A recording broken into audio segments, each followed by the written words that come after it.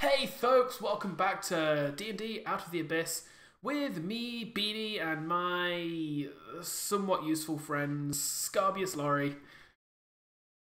You're muted right now, sir. Oh, everyone else heard it, apart from you four, which was probably the goal of me. And, anyway, carry on. Watching Michael Bean, sure. Also, Cube Reaper Matt. Hello. Don't call me Cube Reaper. Bersekrer No one calls Mike. me. Hi, that's me. And actually, Fanaxian, that's the one, Phil. Hi.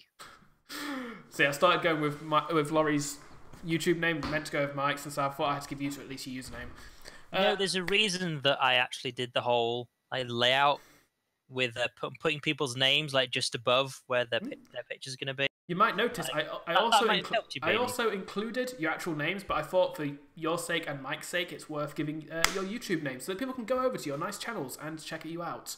I've actually uploaded 2 videos recently. It's weird. It's actually true. One of them is actually very good as well. The other one's Path of Exile, so it's a piece of shit. Nobody should watch it ever. Anyhow, D&D's.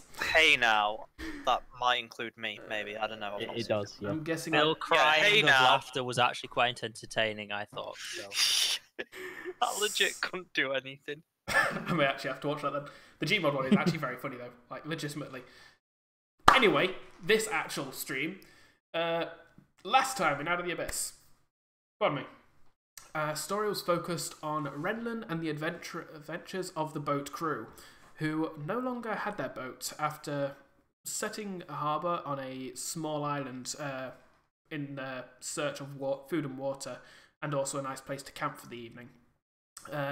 This led to a few events which eventually led to Renlan, Turvey, and Stool being lost in the depths of a strange and mysterious dungeon alongside a new companion, Anwar, the Swerf Neblin Artificer.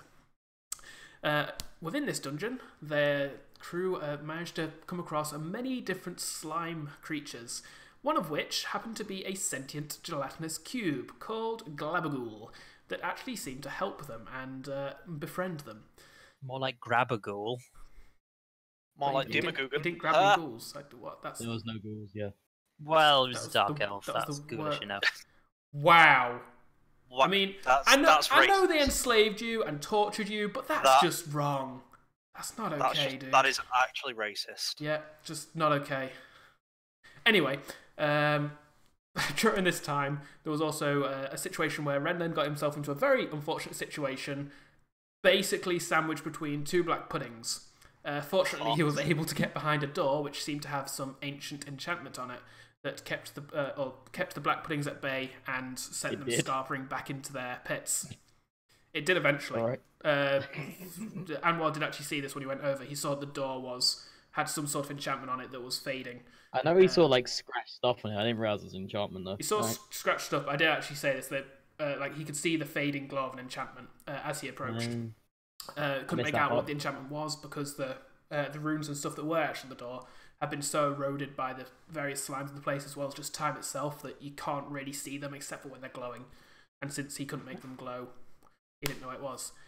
However, Anwar entered the room with Renlan, and between them they managed to pick at and find a few treasures within a strange fountain. However, this seemed to be all that came of the temple, as shortly after they managed to find a way out by destroying the roof of a slowly flooding room, and then swimming upwards, looking above them into a room or a cavern filled with webbing, it would seem. And that's where we left off. So, we're going to move over to the other team. And just as notice, we're actually at a point now where things like people should have plenty to do, so I'm going to wrest back control of my NPCs because, God, you don't know how much it hurt me to give you guys my shiny NPCs. They're mine, give them back. Stop stealing my stuff. You can take them with my blessings. You lied to me, Beanie. You said we weren't going to be Dwarf Lady today. I did. You're not going to be Dwarf Lady because I've just said, I literally just did a bit about stealing them. I'm just going to mute, I think I just misunderstood what you said then. Ugh. I have a battle of wits with my sword. It wins. Oh. Speaking of which, Yeah. Speaking It of your has- sword, Witches! it has been about 3 or 4 hours since the latest escapade within the. Actually, no. Saying that, we never really did anything after. So it has been about 10 minutes. You guys have moved away from the temple in which you found the sword. The tunnels and caverns are still artificial, it would seem, and for the most part, it seems quiet. Renlan, however, you have this new companion in your head. It's a very schizophrenic feeling. It seems that it had taken the being inside this blade a while just to calm down after being rescued. You originally grabbed her in the fit of battle, and I believe slayed the ghostly creature with it. Since then, it seems to have basically been in a bit of a stressed and very anxious state. However, as 10 minutes have passed and it's starting to come to grips with what has happened, you hear the voice in your head, very much like the voice of a young female child, as it says, "Who are you?" All right. How do I play Kamar again? It's been a while. He's a Yeah, dick. it's been a while. chaotic, basically- stupid. Yes, that. Actually, love. No, I am the best. Right. So the sword is asking, where am I? No, it's all that asking, nonsense. "Who are you?" Oh, who am I? Who are you? I am the holy paladin of one of the great knights of Pelor. Is that my character?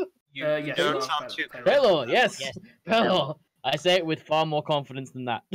Are I'm you just shouting directly at this sword right Okay, now. cool. Like, holding So- it up to my face, shouting at its hilt. So, Cobalt, and for what it's worth, Hi. Matt, I will take control of Flynt at this point as well, since you've now Yep. got Anwar. Just to make Yep, things that's easy, he is now absolutely NPCified. Anwar, sorry, Cobalt, you have just seen Kamar. Sorry, Kamar. getting names mixed up tonight. You've just seen Kamar suddenly start shouting at his sword. Completely unabashedly as well. At Like, this, both Flynt and Eldith, Eldith, Yes. Yes. have stopped and kind of they're a bit taken aback from this. huh? Are you okay, friend? Would you like me to examine you? I mostly Wait, shrug were it you- off. Were you perhaps hit in the head during the fight? So, okay, in a previous episode, whatever session, we discerned that they can't hear this voice, can they? Like, this has actually been No. established. Yes, Just you. Like, it's been, That's but I correct. know that they can't hear it. yeah, this is correct. You Okay. basically convinced them to go back into the temple, despite the fact that Right. they couldn't hear this voice, but you could. Right, okay. I'm talking to the voice that lives in my sword. I'm gonna do a medicine check on you. Acting a bit crazy. Eldith roll smiles medicine. and nods and also looks worried. She's my dwarf now. Stop it! Stop it! Hey, I want Why to do do you have the something. dwarf Nope. waifu? She's mine. Waifu is not a class. I beg to differ. Although There's I was looking at the D&D pictures wiki. earlier, and apparently the Drow High Priestess is my Yeah. Wi-Fi foo. Wi-Fi, Like, yeah. It's not spelled. It does say properly. Beanie's Wi-Fi, not waifu Yeah. or wife. She's actually my Wi-Fi So I'm looking at it password. right now. So that's awkward. That's what I'm looking at right now. I don't know if I'm supposed to be somewhere else. There is no map up for what's happening right now. There is Okay. no map to do what was happening right now. No map for Kamar's brain. No map for you. It's not surprising. Although- I don't think anyone could find his way through, including Oddly, Kamar. the map I've made for today's session is just confusing enough that it could actually be Mike's brain.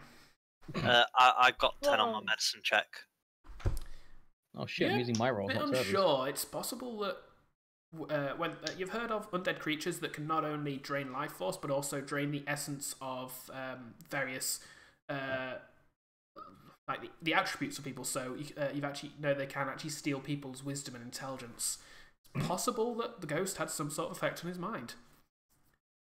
However, you have been Wait, traveling with me for a shit. few He days has now. mentioned this voice before the situation, however. Oh, cool. Could you send me one in the post, Laurie? It's also a case of. I don't know. if this Do I get to play Eldith? Nope. It's It's not also worth a case rotten of, cake. if this is only just happening after our fight, then I'm like super out of spells. Okay, yeah, but one thing that has happened, I remember this, right at the end of the fight, Cobalt or the dwarf? Sorry, whichever one the dwarf is. Eldith's the Eldith. dwarf. No, sorry, I'm the one that Matt was playing. Flint. Flint. He's a dwarf, right? He is a dwarf. Yes. yeah. So yeah, he got witherified, and then I healed it using the power of lesser restoration in the sword itself. Mm-hmm. So Oh yeah, I don't know. there was about the big factoring it. situation of.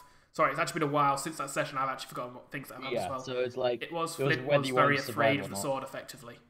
Like he didn't. Yeah. He believed it to be cursed or something. Yeah. Uh, So there is Don't that trust as no well. random glowy shit sword. It is basically a as a lightsaber. the sword weapon, and as a pointed at me. weaponsmith. He grabbed it and pointed it at me. I did point it at him. Plus, I didn't craft that sword. I don't have to I- trust swords I don't craft. I poked him with it a Fair little bit. enough. Also, My camera thinks it's party time. Just to for Apparently, yeah.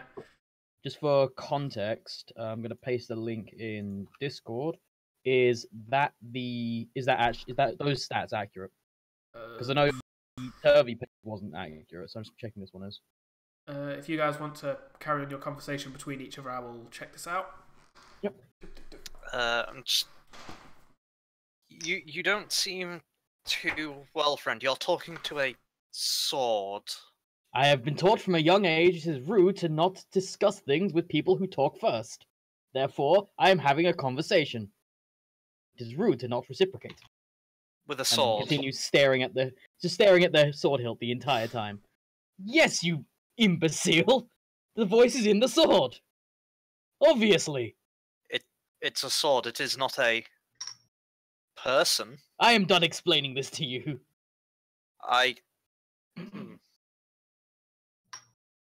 Like, have we heard of sentient swords before? Can we make a roll on I'm that? pretty sure I've never heard of sending before. I just Roll accepted history. it. Like, oh, Taylor, yeah, makes sense. Yeah, Roll history and yes, that it is can correct, really Mike. hit that one part, isn't it? Are you just like watching porn or something?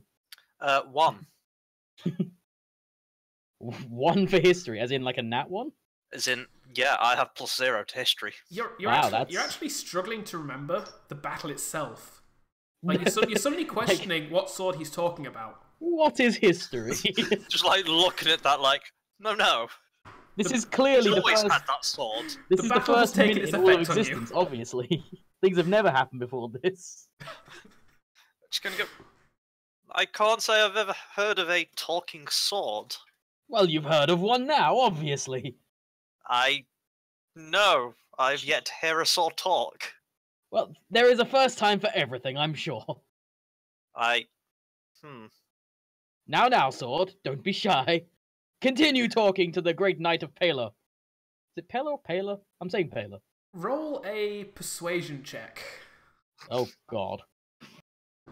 What are my stats? Don't worry, Laurie, you will get to do stuff soon, I promise.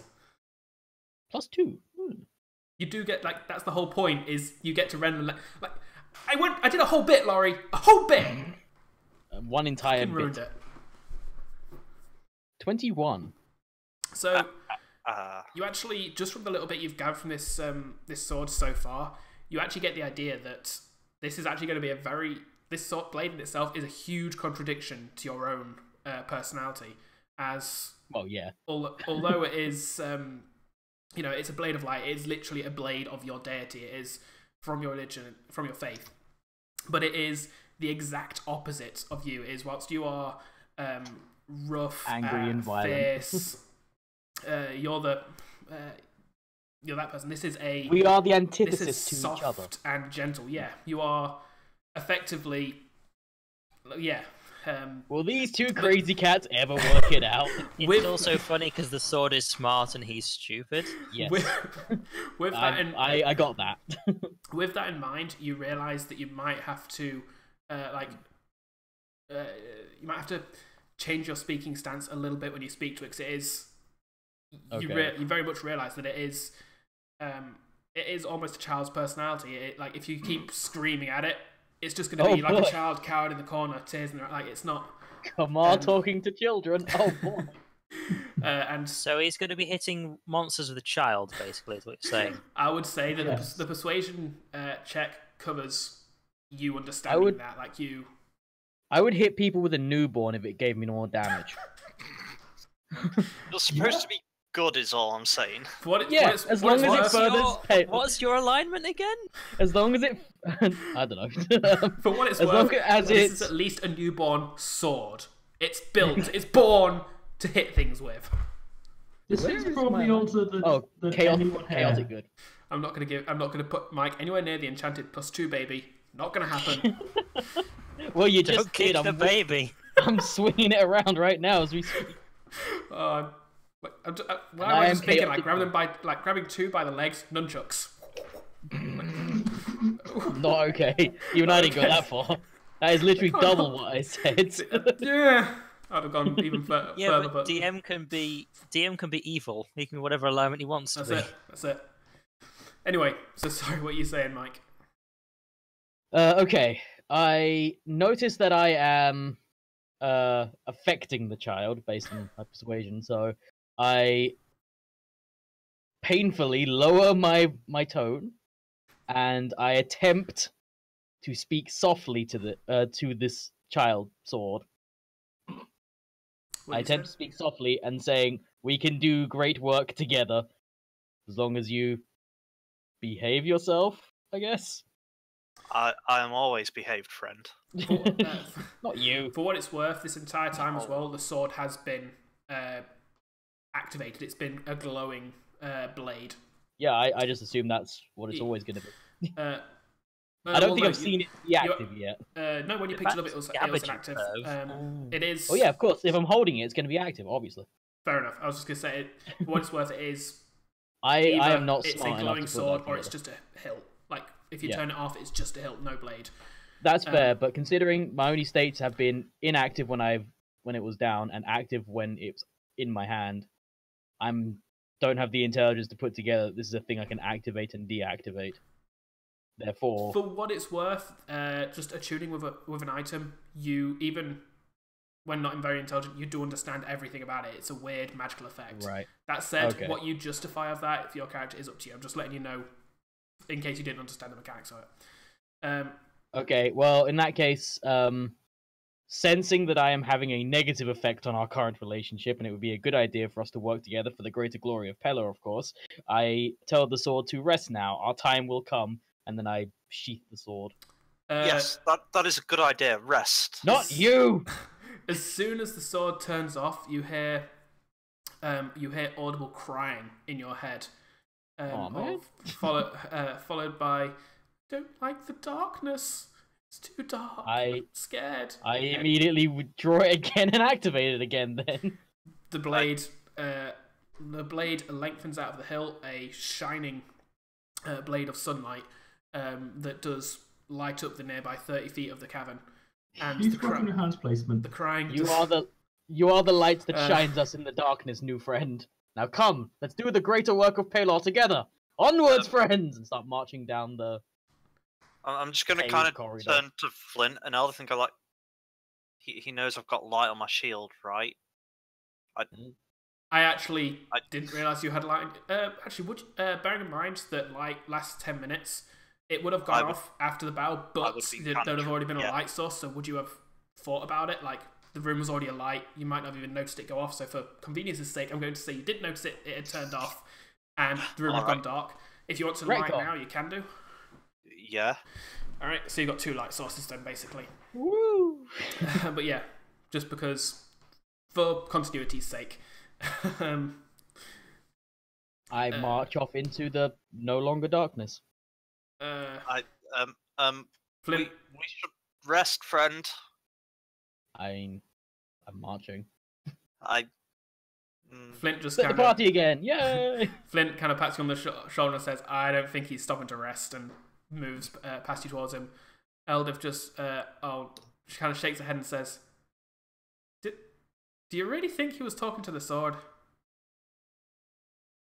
Like, I can't say I know of a talking sword, but there are those who would question my existence. From off in the distance. Do I hear very that? true. Sorry. Do I hear that? I will roll She would have perception as taken well. effort to be a bit quieter. Would you have like whispered back to her if she'd have whispered to you? I wouldn't have shouted by any means, but maybe lowered my voice a bit, but I wouldn't go as far as whispering. Perhaps. In that case, I'll say that's enough. That you can kind of hear them talking back there, Kamar, but you can't make out what they're saying. No, okay, never mind then. In which case, are you just going to walk after them then? Yeah, I'll just kind of shrug and walk. I am not running, I am marching. It is Just distinctly the three of them. 4. Fourth. Flynt, Eldif, Cobalt, Kamar. 2 dwarfs, the warforged, and the paladin. And the sword, so technically there's 5 of them now. Sentience counts. Come on, Wait, how smart are you guys? I like how it's like How smart am I? I've got 10 intelligence. race, class. Does anybody have more than 12 intelligence? Because this sword might be the smartest thing on the team. I think Eldith has more. I'd be surprised if she didn't. I actually don't have her card on me. I only have standard 10. Renlan. The current group, I think the sword might have the highest intelligence of the current group. Hmm. And Roll definitely have more because it's his prime stat. Anyway, Yeah. so the next few hours, or several hours, pass fairly easily as you carry on travelling it. Within the first hour, you actually pass from the artificial corridors back into the cavernous terrain, and you start to find yourself going on a slope downwards as this tunnel starts to interconnect with tunnel after tunnel after tunnel, making a very maze-like area of this part of the Underdark. It seems with Eldif kind of leading the way, it feels like you're making progress and not going back on yourself. It's because of my leadership, obviously. Eventually, you do rest for the night, set up camp, set up your watches. However, something does arise during this evening, again, to do with Kamar, I'm afraid. As you realise that you either have as you kind of go to put stuff down and get settled for bed, you realise that if you put down the hilt, then it'll turn, it'll basically deactivate Dawnbringer. Like, she needs to be in contact with you to be activated. That makes sense. Basically, you need to touch it to turn her on. Damn right. Not okay, man. Not okay. Actually, yeah. You're the one with the sword, Mike, not me. Where's Papido when we need him? Actually, nobody needs Papido. Let's not go that far. You're the one that started it. I am in a really weird mood tonight. I'm tired. I don't want to know what kind of mood you're in, Sean. A pedo-y mood, apparently. I'm in the kind of mood where I make these really bad, tasteless jokes. Isn't that all the time? I mean, personally, I don't want to know how they taste. But... Never mind then. It is. I'm basically just a dick normally. That works for me. Anyway, so what's your kind of plan of action for this? Are we building a campfire or some such? We've never done such before because where are you getting the wood from? You can, for what it's worth, you can actually. There are actually there's fungal varieties that can act as wood. Basically, like there's large mushrooms that actually have bark that can be used as firewood, and there's other things around as well. I meant that to how do you intend to start a fire? But sorry, just let me finish. You also realise, and you discovered this during your travels, that light, especially in the darkness of the Underdark, is more likely to bring trouble. Like, you leave a fire blazing for several hours, it's likely to attract attention. So is this not a thing we normally do, is my main question. No, we've never really set up a campfire. In that case, okay. So we're sitting down to rest. I attempt to comfort Sword if she starts complaining about the darkness.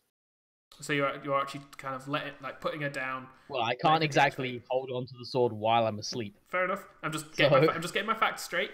Not a lot I can do about it. Roll me a persuasion check. Oh boy. I feel like you should get disadvantage on this just for your personality. Wow. 22.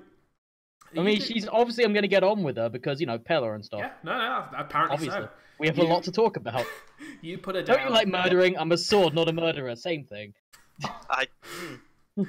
Tool's not the murderer. You put her down, and she does start to whimper. However, you do manage to comfort her, and you guys see an eruption of this strange, sensitive side also suddenly coming out. I'm not sensitive for people, but for the tools of my trade, I give great care. It is a surprisingly fatherly attitude that Kamar takes on towards his sword. I like the idea that you can be a parent with persuasion checks. I'm just gonna kind of lean. It covers this part of the parenthood. I'm not saying it covers the whole part. Sorry, what were you saying, Phil? I was gonna say I'll just lean to like Eldith and Flynt and just quietly say, maybe that hit on his head did good. Seems less angry now. I hear you whispering. It is insane.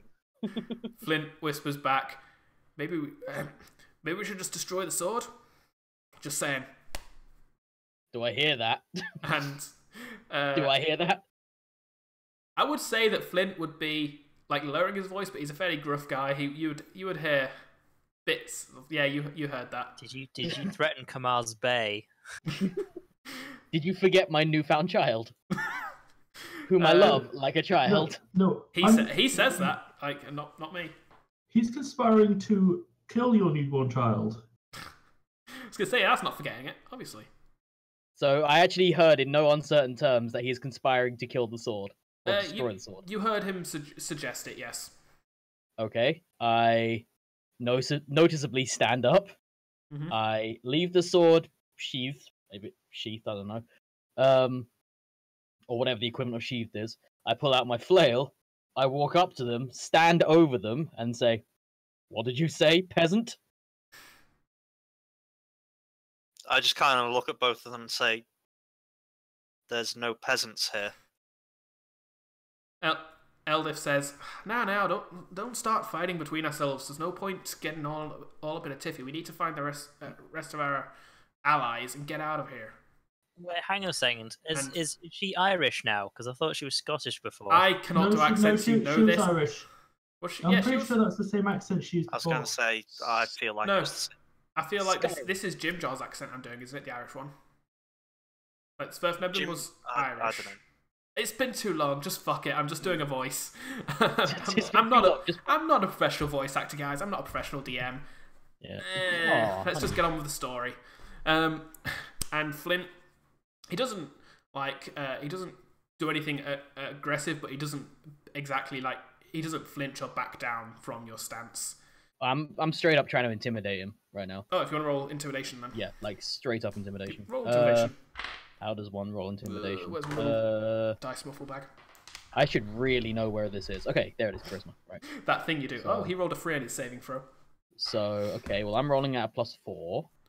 Also, I hope you guys are enjoying my master plan to get rid of the player character that no player is currently playing. Just, just throwing it out there. 11. Great. If your plan is to have them murder each other, then... My plan is always to have you murder each other. It makes my job as a DM easier. Less players, you know? Well, he does... Flynt does kind of back down a little, and he says, fine, fine, have your sword. Just stop making so much noise of it. It's freaking me out.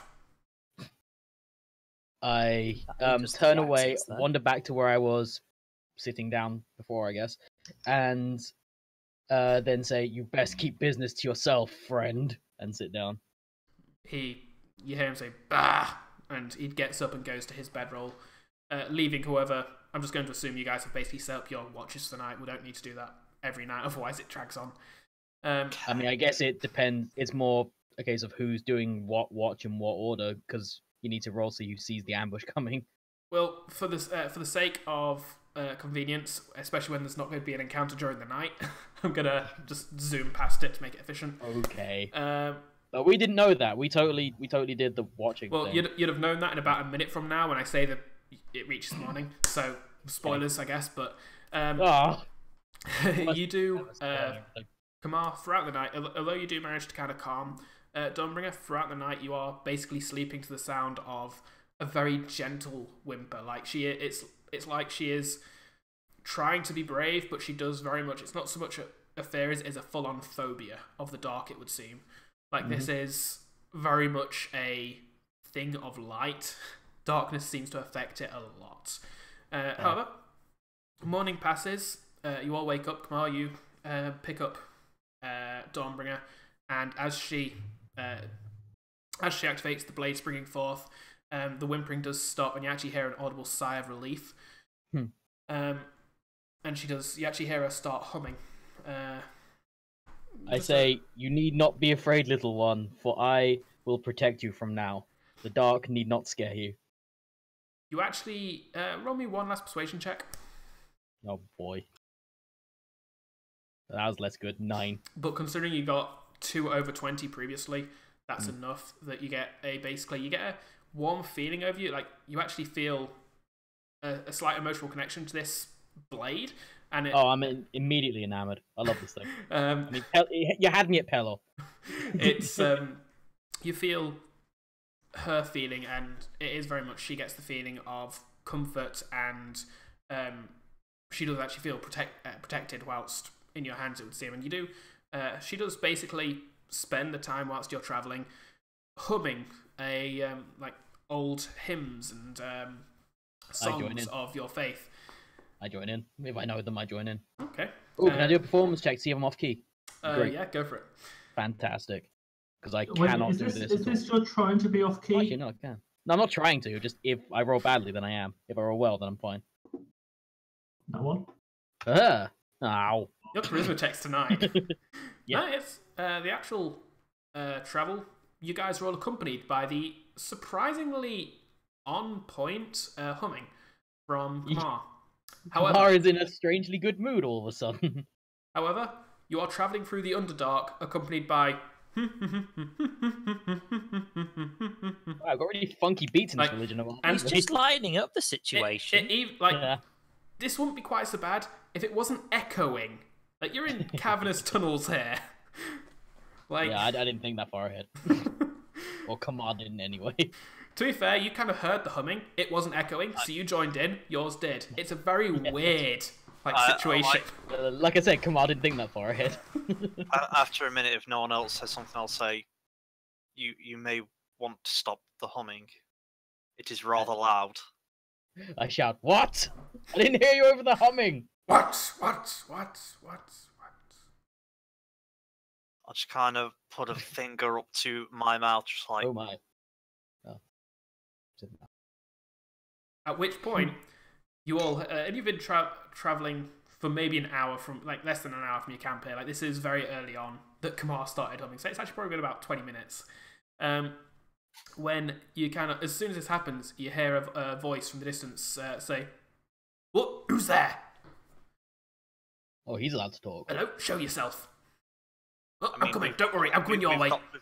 We've got the light sources, to be fair. Hello. You do, but What are you buying? light sources from a distance, you can't really make out people. You just see the I lights. know, it's more just I'm pointing Well, out. in that case... They could probably quite clearly see where we are. That's what true. I am going to do then Although is one of these tunnels are very bendy, so light sources are actually you fairly can... sheltered. So I know what this thing can do because I've attuned to it, right? Yes. In that case, I'm going to do the last ability on it, which is I'm going to increase the light radius to its maximum size. So I can increase or decrease in 5-foot increments up to a minimum of 10 feet for each, maximum of 30 feet for each, I guess. Yep, so you can basically go up to 45 feet and 45 feet, so 150, Yep. 90 feet max, 45 of which is shadowy as opposed to bright light. Okay. 90 feet of light, that's pretty bright. So yeah, as soon as someone says, "Who is that?" I go, "Who goes there?" and shine the light as bright as I can. The light shines out, and it does glow out as far as this corridor. But as I said to Phil just now, the corridors are fairly bendy, and I didn't think that far ahead. Wall and stuff. Damn, I didn't plan for corners. Again, though, you do hear, "Don't worry, I'm coming to you. I've got this." And you hear stumbling and bang as somebody falls over, gets up, carries on. It seems like they're actually running now. See, they're getting closer around the corner ahead of you. they're For going what to it's attack worth, you. I've got my shield out. I mean, yeah, I've got my shield. I always march with my shield and now Well, shiny yes. lightsaber sword. I know, I'm just clarifying. Yeah, just because in of case. the light and stuff. Yeah. Around the corner comes a very strange sight. You see before you what at first looks like a dwarf, a very red-haired dwarf, deep beard, and hair kind of long, kind of pulled back into a braided ponytail behind his head, with very ashen grey skin, and then you kind of see the hair. It's got patches of grey, and then you notice it's actually like it's been dyed red with something very recently, and it doesn't look like it's still wet. It's not a proper dye. It's like clumped in there. It's By any chance, are we talking red as in red hair or red as in blood red? It's in blood Or red, like- in fact. So when you say blood red, do you Yeah. mean like covered in blood, or do you mean like just red hair? Just the hair. And you do notice he is wearing a black, black steel set of half plate armor. All of which is kind of splattered with blood as well. However, the beard and hair actively look like somebody has gone out of their way to rub the blood into it, like to actually try and coat the hair. This isn't splatters of it. This is like Just try using blood as hair gel. and he rounds the corner, sees you all, and says, "Oh, hello." I shout again. Who goes there? Oh, While pointing my blade in a general that way direction. I am Grimgar, the dwarf of the above world. Yes. At which point Oh you hear, wait, I'm you really hear racist. Eldif say behind you, Yes, you kill are. it, kill it with fire. Wow, okay. Does he actually look like a surface dwarf rather than a Dwagar or anything the like only that? thing that might make him look like a surface dwarf is the fact that his beard was red on first sight. Like, upon actually spending more than a second looking at him, he is very, very obviously a Dwagar. Like, he looks to be of the same. Like, he is ashen grey skin, very white eyes with grey pupils. Sean, I'm just going to quickly message you something. Alright. I am immediately on guard, like about to. I'm looking very aggressive on purpose. Like I'm about to attack this guy. Like if someone doesn't stop me, I'm about to attack him. I'm just waiting on Matt here. Okay. It's nothing sort of urgent or anything like that. Oh, right. I was going to say, at the moment, like, Flynt is a bit...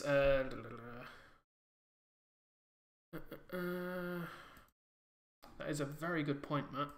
Yeah, I don't just thought I think didn't want to it- mention in case you decided to change stuff on it. Oh, no. Yeah, you are right, actually. No, that's fair. Yeah, no, I just thought because it's not come up yet. I thought I'd mention in case you've changed anything about it, or just Am I because. supposed to be reading something? Or was that a private message? No, that was a private Matt. That was a very good point that Matt just had. It's Cool. as he comes around the corner, he does act as he does, and he just suddenly kind of holds his hand up to kind of shy away from a light, almost as if he's just realised the light's there, and he says, "That's a very bright sword you have there, friend. Do you mind turning it down a little?"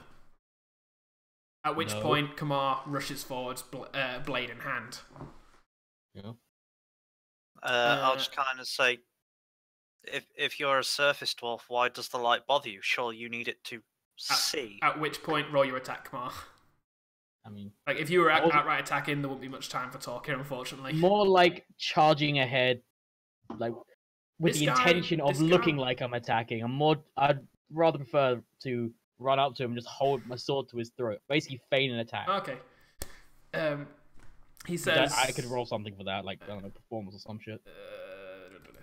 He Or says deception. in reply, still live underground. Dwarves live underground. Don't you know this? It's common dwarf knowledge. Everybody knows that about dwarfs. We don't like the surface. Wait, we do. We're from the surface. We're surface creatures, but we don't like the surface. Yes, that's right. Please, just that sword is very close to me now. I do. you, Can I- you'll have to friend? remind me here, Matt. Is Flynt a Dwagar or no? He is a dwarf. All He you is a guys were dwarf. surface races originally. So, do I believe a word of what this man is saying? roll Yeah, a it's awful. insight check. Because if not, I'm just gonna kill him. Uh, So wait, what race was Flynt then? Dwarf. He was just a dwarf. Yeah, dwarf. Mountain Dwarf. dwarf or hill dwarf or something, but Mountain he's definitely a dwarf. dwarf. I believe him. He's a I stone just sorcerer, say- though, so he's We've got still two very grey. surface dwarfs right here. Eldif has already said kill it with fire, Oh, kill him. and Fine. Flynt is basically in the kind of doesn't know how to react to this situation. Like, this is a very odd situation. So he's just kind of letting you guys do things at the moment. Whereas One of DM's my lazy. surface dwarf companions insists we kill you with fire. I Mike, don't really have fire. I have laser he sword. is very obviously lying out of his arse. He's obviously not a dwarf. Why would, like, you can see that he's a Dwagar.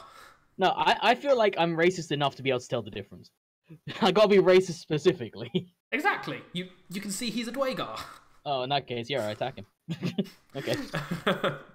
Roll your attack. Oh my god, how do I attack with this? Okay, so I'm not doing any special attacks. I'm just doing regular attacks. Now, my sword actually gives me a fuck ton of bonuses, isn't it? It's I think plus. Plus plus 2 2. to attack and damage. Yeah. Yep. So, what's the actual roll I'll be doing? Like, tell me what the roll is. It's your attack 20 roll, so plus- So, yeah, Strength. what is it? Plus 2 plus your you should have where your flail will have a attack bonus next to it. Use Okay, that. yeah. Add your Dawnbringer bonuses. Okay, so it is plus Maybe like- 5 and then plus 2, so it's plus 7 to Yep, attack? Yeah. that sounds about right. Alright. And then plus 2 damage, so that would be 1d8 plus 5 damage. Yes. No, plus 3. Yeah. Yeah, No, yes. plus 5. Plus 3 for your strength, plus 2 for Dawnbringer. So plus 5. Okay, so it's plus 5 overall, right? Okay. Mhm. So 18. 18 hits.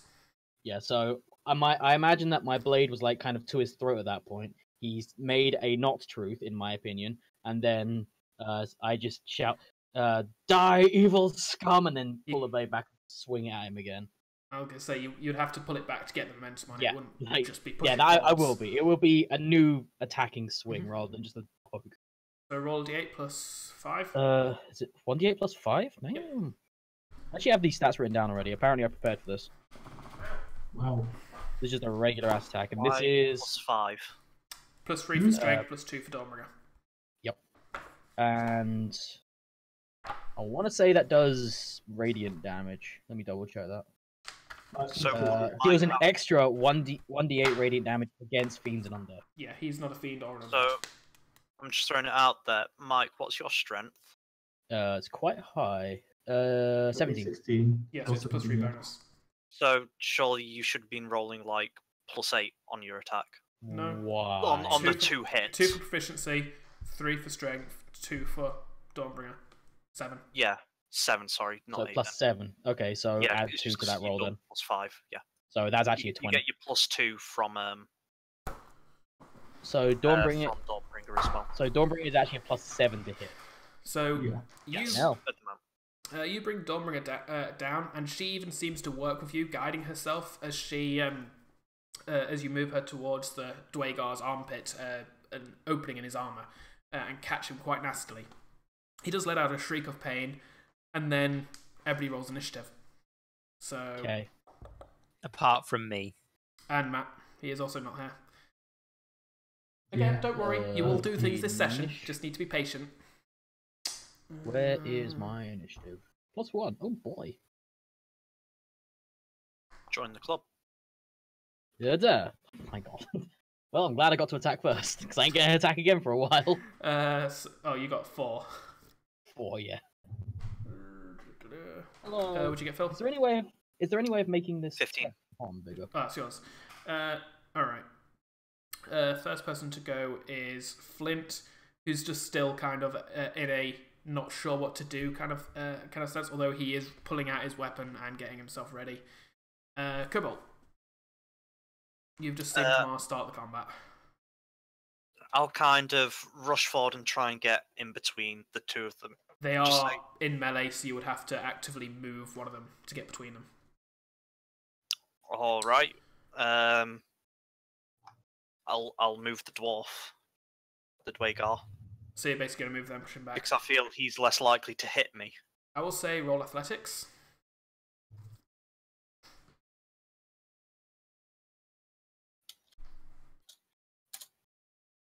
I'm going to inspiration that. Okay. So Oh shit, 1d4. yeah, that's the thing. I always forget 12. inspiration thing. That's enough for you to That is basically. plus my inspiration. You rush past Kamar, put a hand on the dwarf, and kind of push him back to get between them. You still actually that'd be. We'll go around. Oh, Just did we rest for the night? Sorry. Yes. So we got all our health back and stuff. Yeah. Cool. I'll just kind of say, That's a lot. wait, steady. We still don't know where we are, where we're going. He could prove useful. At which point, it is his turn. He says, "Whoa, no! Dwarves are cowards by nature!" and rushes down the corridor. Screaming quite loudly. Wait, did he leave my aggro range? He left his aggro range when he was pushed away by Phil, which didn't prevent an attack opportunity because he was actually pushed out of the way, out of his control. But he's left my range. He has, but did you have a weapon out? No, but I don't need to do what I'm going to do. Okay, can grab what are you doing? I'm going to push him over. Tripped. It's a special attack, so it's part of an attack action. You just do a push instead. Yeah, I thought. Alright, well, either way. I believe this is contested by It's athletics or acrobatics. Whereas I think it's just straight athletics for me. Which, haha, 21. In which case you all hear, "What? No, dwarves Okay, are no cowards by," as he falls flat, face first onto the floor. Ow! And he starts to try and crawl away. I sound like No, that. don't do it! Don't kill me! I'm a dwarf. Dwarfs can't die. I'm gonna kill you. Just don't run He's away. going to kill me. He's got the nasty light. Turn off the light. I said, "Good friend, you holding him still." At that point, I just Don't kind of go look at my into shield the and go, light. I've got a light. Yeah, we both He do. doesn't seem In to fact, be the two reacting to people your holding shield, however. lights are pinning this guy Sorry. in place. However, he doesn't seem to be reacting to your shield's light. He only seems to be reacting to Dawn. Like, he's actively put his hand up against Dawnbringer, but not against the shield. So there's something different about the light. I just kind of Intensely. shrug. There's nothing different as far as I'm concerned. You are holding him still for me. At which point, Kamar, your turn. Wait, did you actually say anything when you were like catching him? Yeah, I did say. Well, when I split When you you two tripped apart, him. I did say he might be useful, and then I did say don't run away to him after I Okay. tripped him up. I will. Okay, I'm not in full murder death kill rage mode, so I will I'll hold Dawnbringer up to his face, like directly in his face, and then I'll just say the word "talk" in an intimidating manner. I'm already talking. What do you want me to talk about? We dwarves can talk about many things. Metalsmithing, armorsmithing, very bad metalsmithing and armorsmithing, but we are dwarves. We do the metalsmithing. At which point, Flynt When he just growls starts and verbal starts moving forward diarrheaing, himself. I just shove my sword further near his face. And at this point, he's closed his eyes and kind of covered it with his arm. Turn it off, please. I mean, I think I'm doing okay. Like he's. I'm gonna That's say how he's okay. reacting to it right now. What are you guys doing? Again, I mean, Flynt is moving forward, we're still on growling. initiative, aren't we? Yeah, we're still in initiative, At and I'm this- saying that's my turn. At this point, I would say that's basically got it. Like, if you guys aren't being actively hostile to him right now, the combat's over. We can move back Define to hostile. I'm being actual pretty hostile. attacks, like damage. Yeah, okay. Fair enough. Combat is not going on, basically. Can I like step on him to make sure he doesn't move? Basically, grapple into the. You plant a foot firmly on his back, kind of push it down so his belly's pushed against the floor. There's the clang of his metal armor on the stone floor, and he says, "Please don't do that. That'll stop me from standing up. Dwarves like to stand up. We have 2 feet. I'm Not gonna 4. kill him. I'm gonna kill him. I just kind of say, He's just annoying me. I'm gonna kill stop him. saying you're a dwarf. You get it. You're a dwarf. Yes, I'm a dwarf. See, Okay. Yes, the fine. red Get it so hair. goddamn triggered right now. You're- Must kill all inferior species. like even as you're triggered by this, you can actually see over your shoulder. Both Flynt and Eldif are both red right now. Like, As in- Flynt is actively walking quite quickly towards this now. Eldif is kind of holding herself back, but is also very pissed off by this guy. As in intend say to attack. now- Or... I just kind of looks lean like in Flynt close might to attack it soon. and kind of say, not even quietly, I just say, I'm currently the only one here who isn't about to murder you. You may want to cooperate. I say, I can confirm that.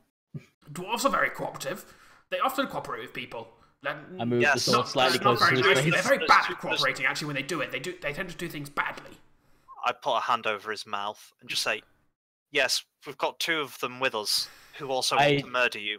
I do look to Cobalt At and which say, point, he's right Flynt, about who's that. now right behind you, weapon out, is saying, very much wanting to murder him.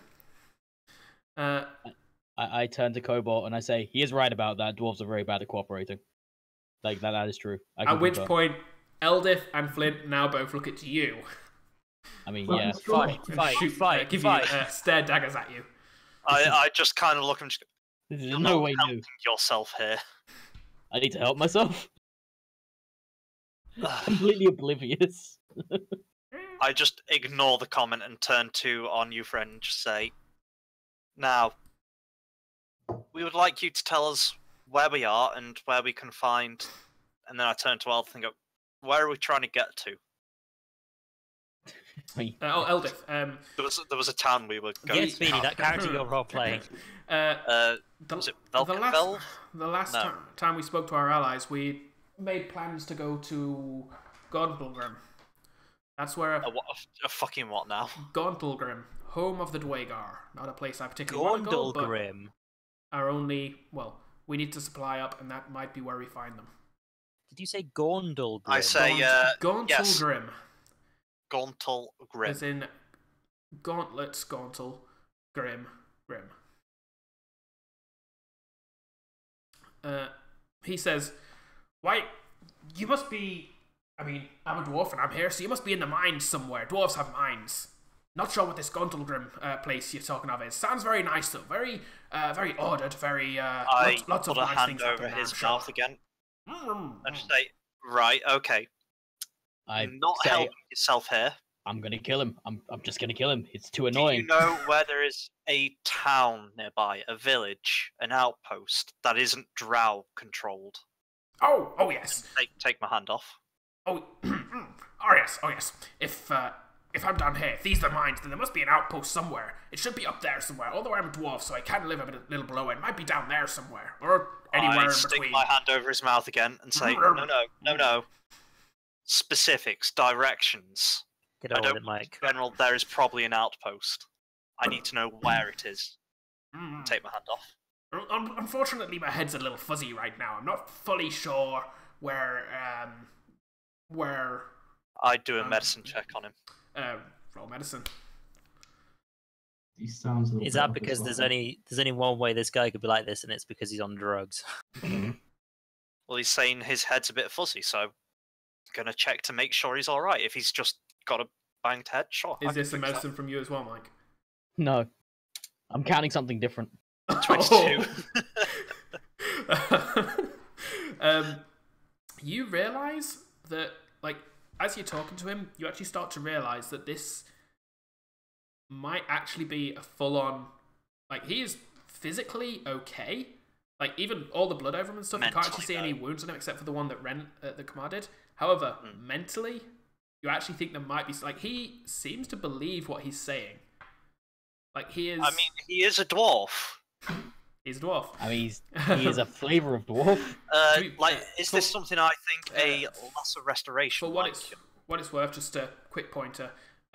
You actually, what you know of the Dwagar and the dwarves, the Dwagar, although a kind of dwarf, they very much dislike being referred to. Like they consider themselves better than dwarf kind of thing. They consider themselves a different species, although they are of a subrace effectively. But yeah, so carry on. What are you saying? I say, is this something I think a lesser restoration might cure? It is possible that lesser restoration could heal madness. I just kind of sigh and... 2 seconds, we should just quickly double check something. Okay. Pardon me. No. Worst.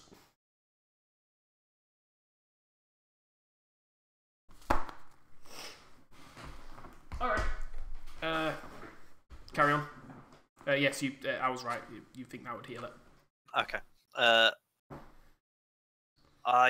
just kind of say to my friends, he appears to be afflicted with a madness. I am going to attempt to cure it. And So will I. Restoration it. Very soon. All right. You Keep swinging. You put your hand on his back. I will say this is going to be a wisdom check for reasons. A wisdom check or a medicine check? Wisdom check with proficiency.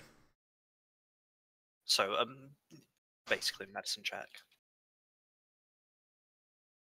Man, I wish I had... But for what it's worth, more for the lore of things than the mechanics, this is you focusing on the spell. Haha! This is you... 20 for a 24. Yeah, 20. So yeah, as you cast the restoration, you actually feel there is something magical, very dark-natured about this. This isn't just a natural mental health issue. This is something...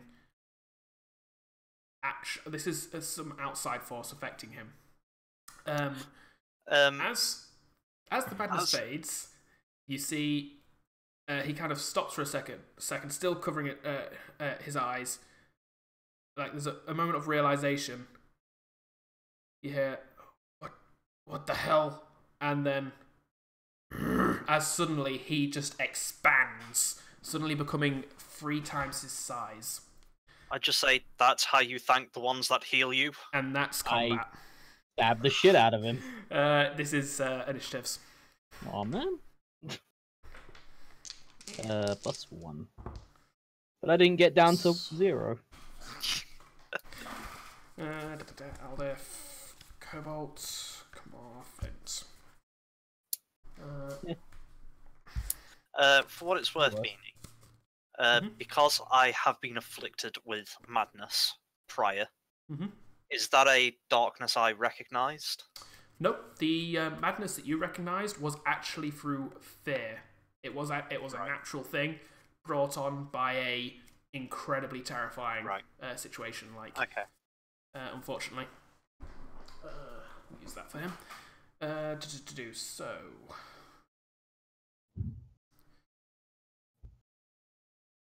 Sorry, give me 2 seconds. What did you get for Mike? You got 12, and Phil, you got 20. Yeah, 12. First to react is Cobalt, as suddenly the enlarged person spell has gone off on this Dwagar, and he's thrown at, like, Kamar, you've had to kind of back off. Your foot isn't, like, without doing gymnastics you're not prepared for, especially in this armor. You can't keep your foot on his back. Are you saying I can't do a flip? He is still prone on the ground, but you'd be reaching his back, like, hands forward rather than foot forward. So I say this is why you should just murder people. I say, hold on. We just cured you of your madness.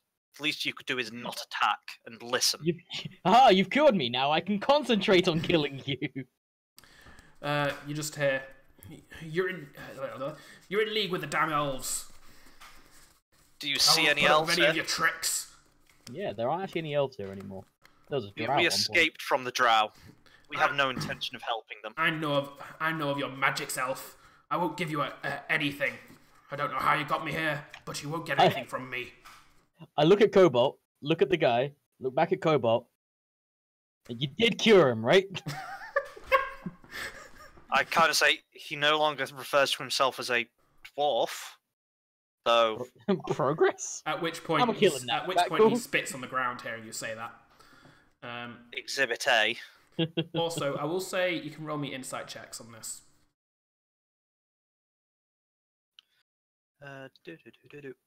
What is my insight check? How do I insight?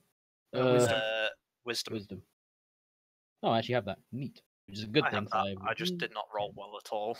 +2, you say?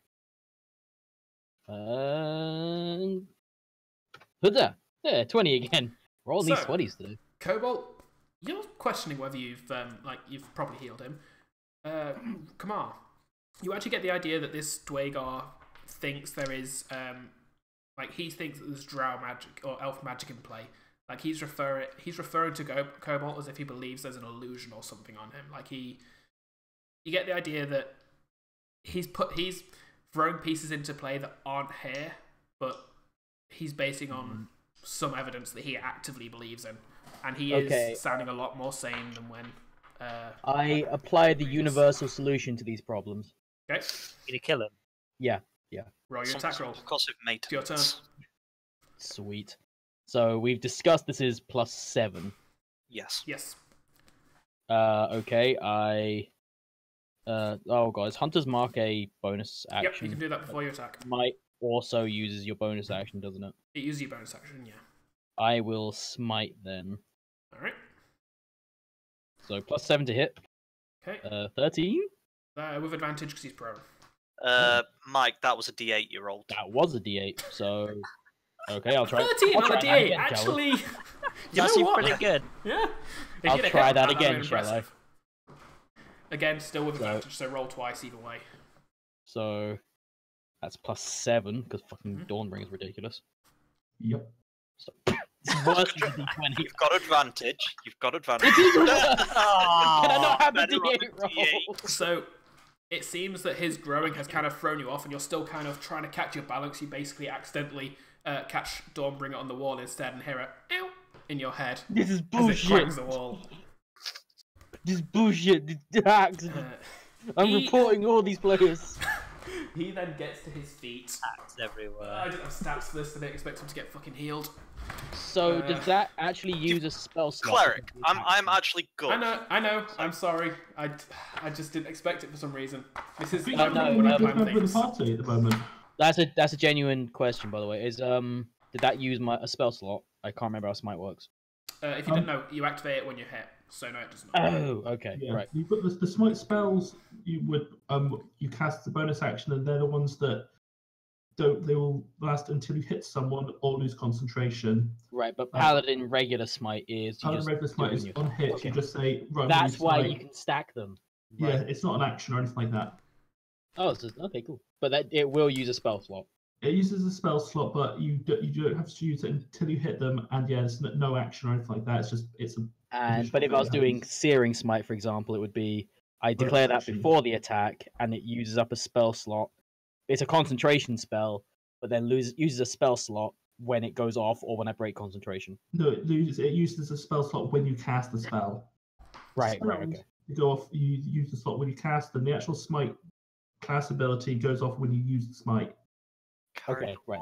That's why you can stack them, because you declare one before and one after. So, standing up, the Dwagar then turns around, and with no weapon in sight, you actually see he doesn't seem to have one like a weapon on him. He just turns around and he attempts to sucker punch Kamar. Actually, no. That's not Flynt. gonna win well for him. Flynt was forward enough that he wasn't paying attention to him. So no, he goes for Kamar, especially because you've got the light, which actually gives him disadvantage on the attack. I have a much more intense light. I never lowered the light. Sorry, that's Yeah. he's going for Kamar. Sorry, I thought I said Kamar. Yeah, and then you said no. You did say Kamar. Then you said no, not You've Kamar, always said Cobalt. Kamar.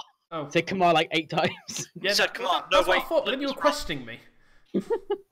Okay, hitting me, gotcha.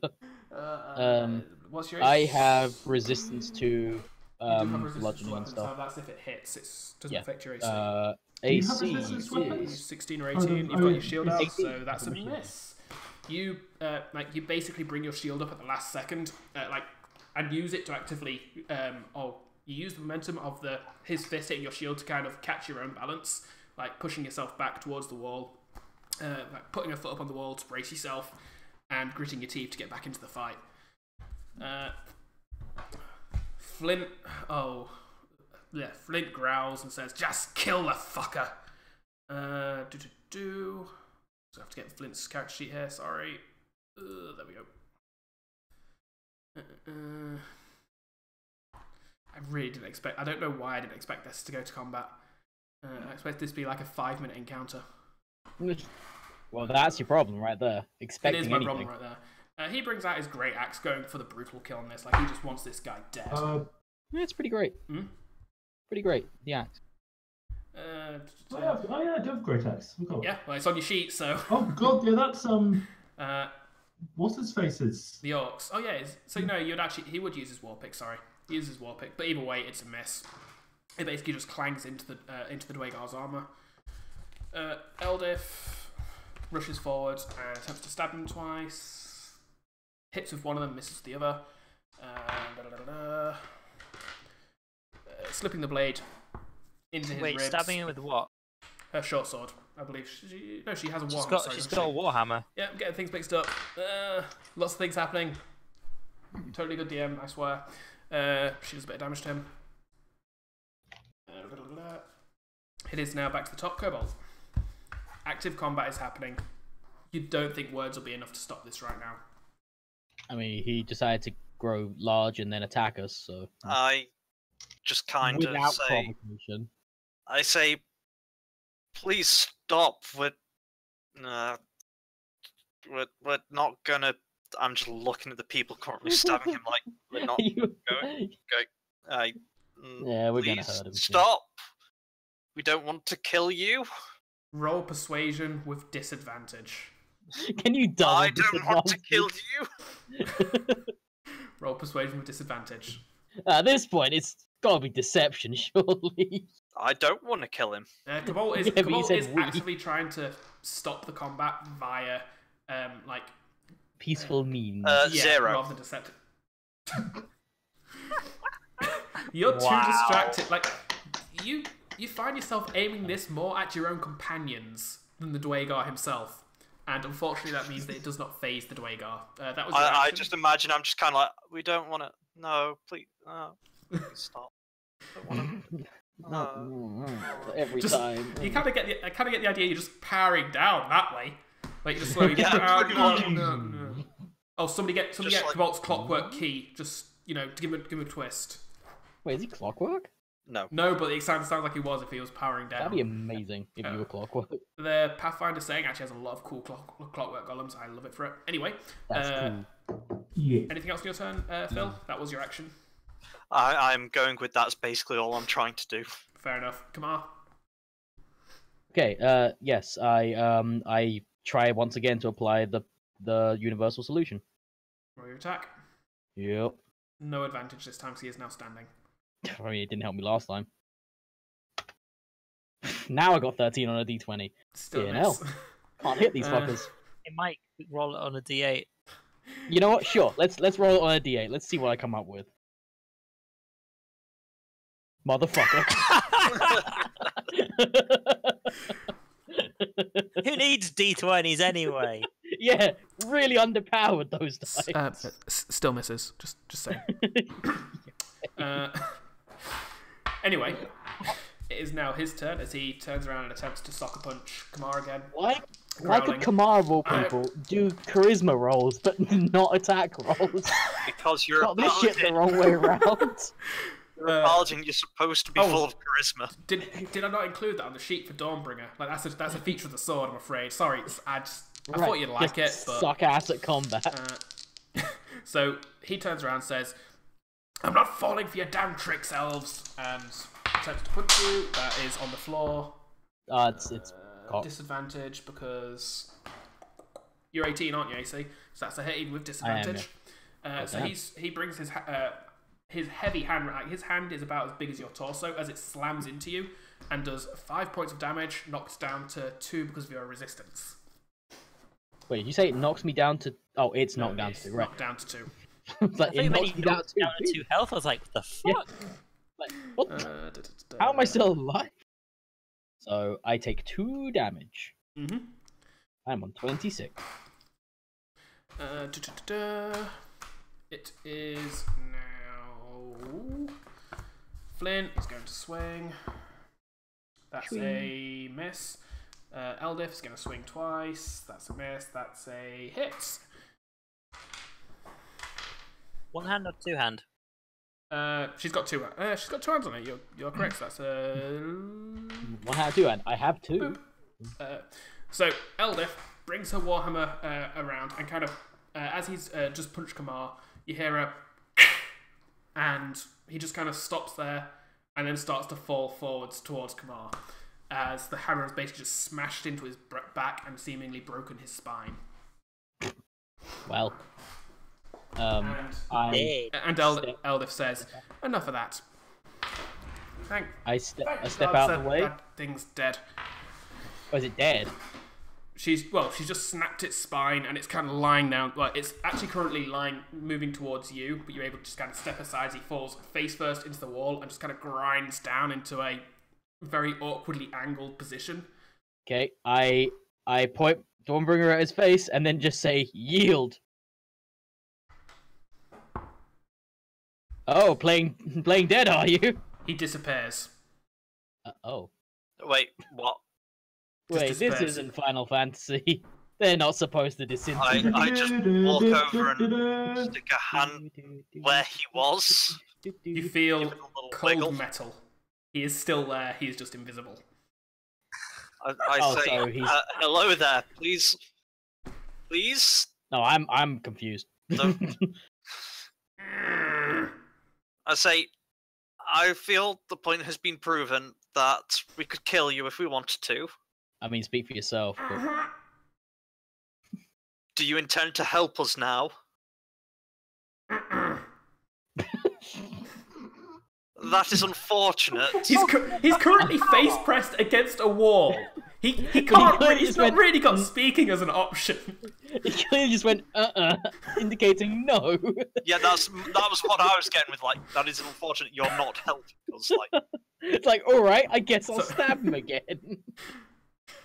Are you actually going to stab him? I mean, I don't know he's there, so... You can hear him. I can hear him, You yeah. can I'm hear actually him. talking to him. I'm Got a sticking hand with... on him. Have I ever heard of invisibility magics of any kind? Oh yeah, it is a Okay. very Right, so it's a magic. common thing. Alright, then I just continue. I point Dawnbringer and saying, you will help or you will die here. That wasn't an answer. Just... yeah. You might want to roll him over at least, so he can, like, you know, free up his jaw. I mean, I can't see him. He's invisible. I don't think that far ahead. So... I just say, do you intend to help us? Once for yes, twice for no. Wow. Okay. Revving a I motorbike mean- or something. He said twice for no. I just kind of decide, like, I've tried to save you. Is there a I- D&D 5th edition of a coup de grace? Is there a version of that? At which Not point, really. Flynt just steps forward with his war pick, swings it behind his head, and slams it down towards the area. Kamar, were you planning on basically doing the same as well? I say, hey! I was going to do that. As blood suddenly spurts out No kill stealing. as this corporeal form reappears in the middle. And Flynt says, I did not like that guy. That's fair. At which point... I like you slightly more. He is... the Dwagar You is made dead. Flynt a racist. I mean... What armor is he wearing? The Dwagar was also insulting his race, like, quite a bit during that time. And the Dwagar attacked you. Also, what were you saying, Phil? I was asking what armor was he wearing. He was wearing a half-plate armor, but it's Heavily dented. It's made for a dwarf, and it's not just dented. It now has fine, a it's hole probably- in the back. Like it is basically. I'm not minus entirely one AC sure. right now. I'm not 100% certain what armor I've got on, but I know it's better than half plate. Or at the very least, it is half plate. I feel like I'm wearing chainmail. You sure? Because half plate's like the second best armor. I'm pretty sure. Like half plate and full No, plate. half plate is 15 plus dex. Never mind. And whatever armor I'm on is 16 AC. I'm actually wearing full plate. I think that's Just seconds. chainmail. Half plate, then breastplate, then full plate. Sorry, he was wearing plate now. He's wearing plate. Oh, Jesus. However, it is fairly like Small. it's broken plate mail now. Like it's now plate mail with a -1 penalty on it, That would still repairing be an armor? upgrade for me. Aren't you some sort and it's of also built for a dwarf. forge bear in mind. cleric? Like this isn't magical armor. I isn't am a reform. forge cleric. Could I, in fact, reforge it You with my could, forge yeah. build? Given a short long rest, is it for you for that? Short rest, Short I think. rest. Given a short rest, you could reforge it. I take it then. I say there is no point in letting the dead Waste not, want not. waste. And you do notice, as he has reformed, he's actually shrunk back down to normal size as well. Oh yeah, he got bigger. Meaning the armor is easier to take off him. It is covered in blood. And now he's dead, you can actually see there is he basically, where he came from, he seems to have left bloody tracks, like footprints, with blood splatters. Although you can't see any corpses where you are. I suspect in that direction is the elf. And with that, we will go to our break, and when we come back, we'll be joining the other half of the group for Anwar and Renlan's adventure. So we'll be right back in a few minutes, guys. Take a I had fun. Drink break. Yes. As I say, I actually fully expected that to not last that long, Yeah. but that's how DM.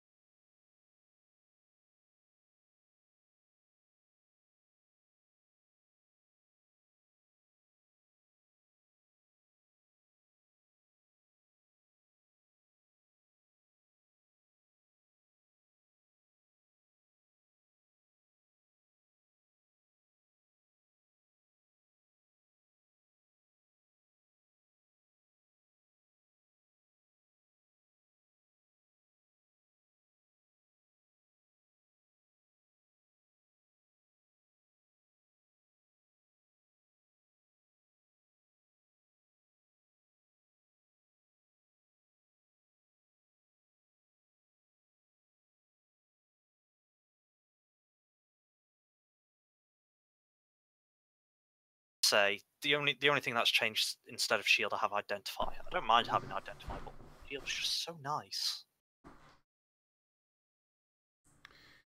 Oh yeah, I think it's the 6th level and 8th level abilities. I think change as well, or 17th level. But Don't remember what they were.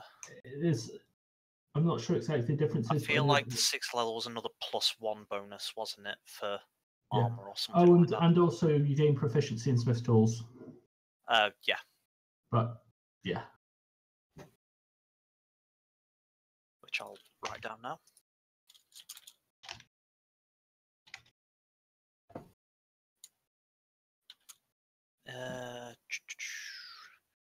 Armor, I'm back. which is the same. I'll let Phil just figure out his things, and then we'll get started again then. Okay. Oh, Hey, Matt. Matt, what point of Path of Exile are you at? Like, apparently Um, Act 2. My current character is Act 2. My other character got to I want to say Act 4. I've just beaten. I think it's Dominus or whatever his name is. right. The guy in the The one I beat the surrounded by the I beat giant. the guy at the top of the Thunder Tower who you kill him and he turns into a giant shrimp.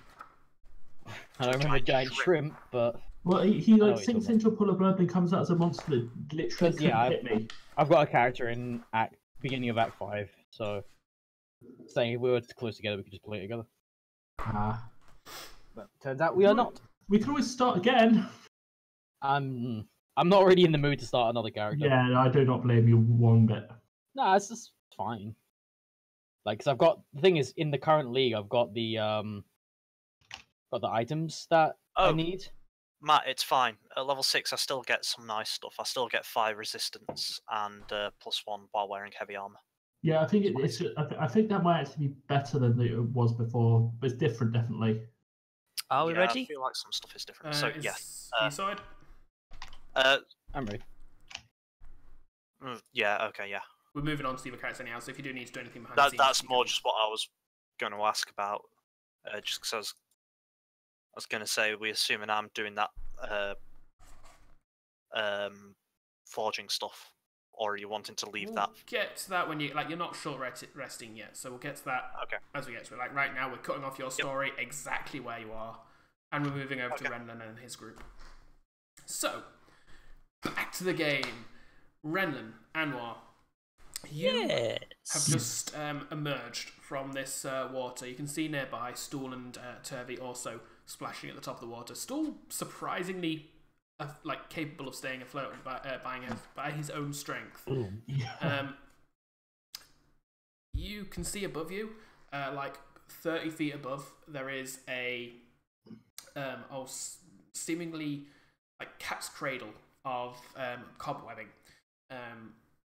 All above you, the tunnel, the cavern itself is almost like a vertical tunnel. You can see there is basically a top, like a shelf, about 25 feet up, about 5 feet under where the webbing starts, and it is from over that the water is coming. That is in one direction. All other kind of directions around you just seem to go vertically upwards as far as you can see. And obviously you're limited by your own dark vision sights as to how far you can see in those directions. So, is there any way I can actually go to get out of the water and step onto land? Nope. Currently it's almost like a well. Like you'd have to climb. The only real place you could actually get out and actively rest, per se, like without having to hold yourself onto the wall, would be that shelf about 25 feet up. And I can see this shelf, yeah. You can see that shelf from where you are, and as you're thinking this, there is suddenly a sploosh as nearby you see almost like an ice cube in the water, just kind of pop up and just kind of bob, and like a second later you hear in your heads, It's Bob. "I am here." I was just about to go and fetch him. Glad you could make it. I guess you could say you're glad he could make it. Where are we going? Have I led you where you needed to go? Well, it's a start. I think we're We need to going- try and get up to that ledge up there. Yes. I think that's the way on. And at this point, you actually start, like, now you've been about here for about 30 seconds, you actually start to notice that water that's pooling in, it's now starting to make the surface you're in rise ever so slightly. Like, it looks like it's already filled up, basically, that as much as it can below, to the point where That's actually good, because it means we don't have to climb 25 feet, we just need to wait. And it now seems like that waterfall is basically, it's acting like a lock, and it is just bringing you upwards. In case people have missed it, I will announce that to the party, and I'll say, right, we need to get closer to this wall, and as the water rises up, that's when we need to go and try and get out. And head on. Whatever you say. Okay. And Topsy and Stool both nod. It takes about 10 minutes for the water to completely fill up, to the point where you can now, you can basically just reach up an arm and pull yourself onto the ledge. Yeah, we'll do that. Yep. Okay. You pull yourselves out, and you are now standing in a cavern that, with your dark vision, you can only really see the walls of the well that you were just in, and out into darkness in this room further. You can see the shelf you're on is currently covered with this running water that is going past you, like up to your about a foot up your legs, down into the well behind you. All around you, above you, you can see, like, literally about, if you stuck your arms up, you would actually get your hands caught in the webbing that just seems to cover the sky of this cavern as far as you can see. Ahead of you, it seems to be just water. Like, you can see It's probably a parts lake. where it's stone, but it does look like this is almost like a flat stalagmite within a lake itself. Like, it is, you're on a small island, effectively, like maybe 20 feet in diameter, in the center of this lake. So basically, this water that's filling in, is it going to keep rising up? Are we in danger of being It looks like sunk again, or it looks like once the water in the well kind of catches up to where the water is in this lake, then it should stabilize. Like, Okay, that's unless good. there's something magical about it, it should just stop. Well, nothing magical ever happens to us. Oh no, never. okay? I'll try and have a look around off in the distance as far as I can see if I identify anything, or if it's just lake. Roll a perception check. Roll an investigation check. Do you want me to roll investigation or? Investigation. Oh dear, 8. You can't make out anything other than what I've already said.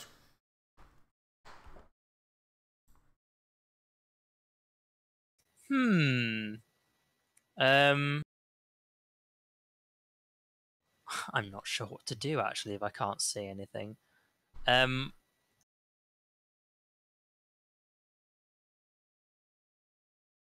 just gonna be. I'll look to Anwar and say, Just you've lived around these parts. Do you know roughly where we are? Well, I live sort of further up. We fell down a hole. It's still new to me. Well, I fell down a hole, and that's the end of the story. Pretty much. Um, I knew where we were before we fell down a hole. For what it's worth, Stool remains quiet. However, Turvey just speaks and says, I think I might know where we are. Oh, sure, he's useful now. There's supposed to be an area called the Silken Paths. It's supposed to be one large cavern that's basically filled with spiders and webbing. I've heard tales of expeditions going through the Silken Paths and such, but it looks like, looking up and all around us, I would guess that we're currently below that. I don't suppose there's anywhere we can travel around here that's safe, or at least as safe as we can find. I'd rather take my chances in the webbing than the water. The webbing, we at least know what we're likely to come across, but the water, there's a lot of nasty things in the deep. As an aside, would he not be scared of spiders still? Was he scared of spiders? He did kind of get a little He chomped on by one. As he is speaking, he takes a break as he actively struggles to say this, but he does still say that, which in itself says something about what he thinks you guys might find in the depths. Well, we did see another Demogorgon in the waters, like, not so long ago. Also, sorry, just for what it's worth, Matt, in regards to that message you sent me, we'll sort that out when you next rest. No, it's not going to be for a while anyways, but I just wanted to give you a heads up. So, how can we travel around in the webbing if we're just going to get stuck in it? It's supposed to be. It's supposed to be such. There will be new webbing and stuff that will be sticky, but the older webbings tend, from what I've heard, they are more like rope. They stiffen, yeah, and well, rope and even pathways as you get a bit further up. Like it's supposed to be an immense maze of silk webbing. The web directly above us, does that look fresh or does that look like quite old? Roll investigation. Yeah, I'll check the same thing. Actually, that's what I was wondering. Okay, Go for each roll investigation. While you're rolling that, little side note. The Silk Road was originally a thing that allowed China to gain predominance in this part of the world. However, these days it's now referred to as a place where you get all the drugs. Wow. 22. 22. Spiders and drugs. Okay. Renlan, you look up there, you just see spider webs. Spider webs are literally there to catch people. Anwar, you look up there, you see there is a single strand that still glistens with the slight wetness of its natural stickiness. However, Glistening, sticky the wetness. rest of the stuff that you can see doesn't look sticky. I don't know what's worse.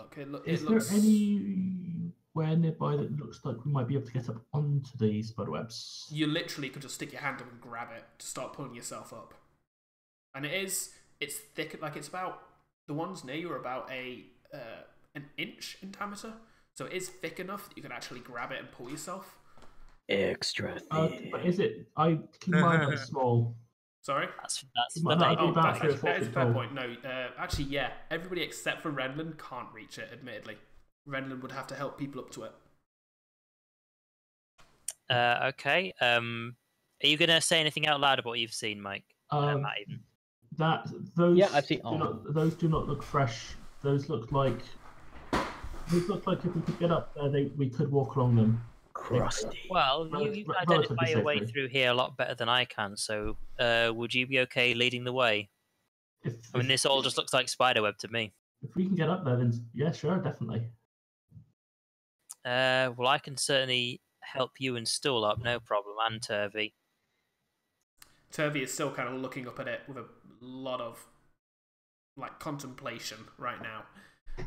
He doesn't seem to be paying full attention to the conversation now. Is this I'm just gonna beckon Anwar over and I'm just gonna try and help him up. Okay. I will say you need to make me an athletics check, Anwar, with advantage because actually no, Renlan's effectively allowing you to make this check, so it is just an athletics check. Okay. When was the last time we rested? I'm trying to remember if I have any on my phone. Oh my god. So, that's actually a roll of 0. You basically, yes, it is. You kind of, one of the 9. You step down, put your hands out to give him basically a boost, planning on lifting him up, as high as you can to give him the reach. However, Anwar puts his foot on you, but doesn't brace himself quite properly. So as you lift up, you're just lifting him, but his balance is still off, and you basically just flip him backwards as he falls and lands on his back with a little bit of a. Let me try something different, and then I'm going to try and climb up myself. Roll athletics. How does one climb up themselves? Jeez, I don't know what's with my rolls today. Mine started good and then went really downhill when it actually mattered. So it might be DC 5. Possible. Is it a ladder? If it was a ladder, I think I would have rolled. Yeah, we'd all be dead if it was a ladder. Trust me. Damn right.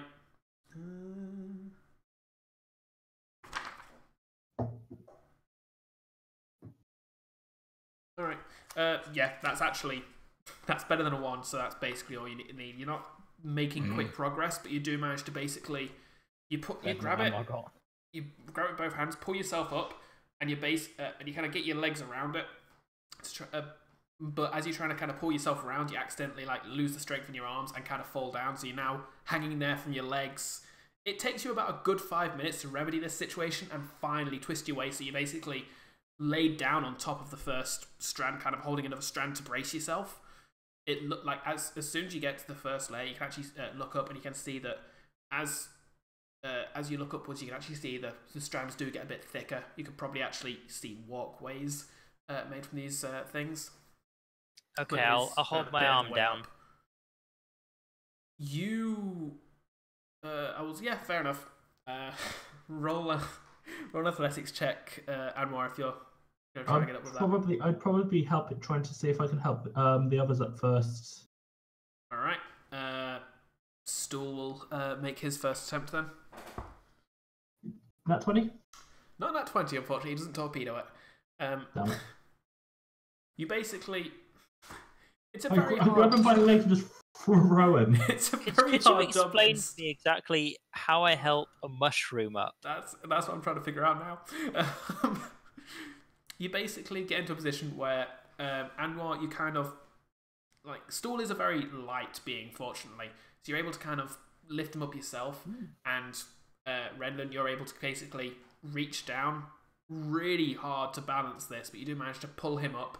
Actively just... Basically, you're doing the climbing for him here. As you pull him up, and you kind of sit him on a few nearby strands.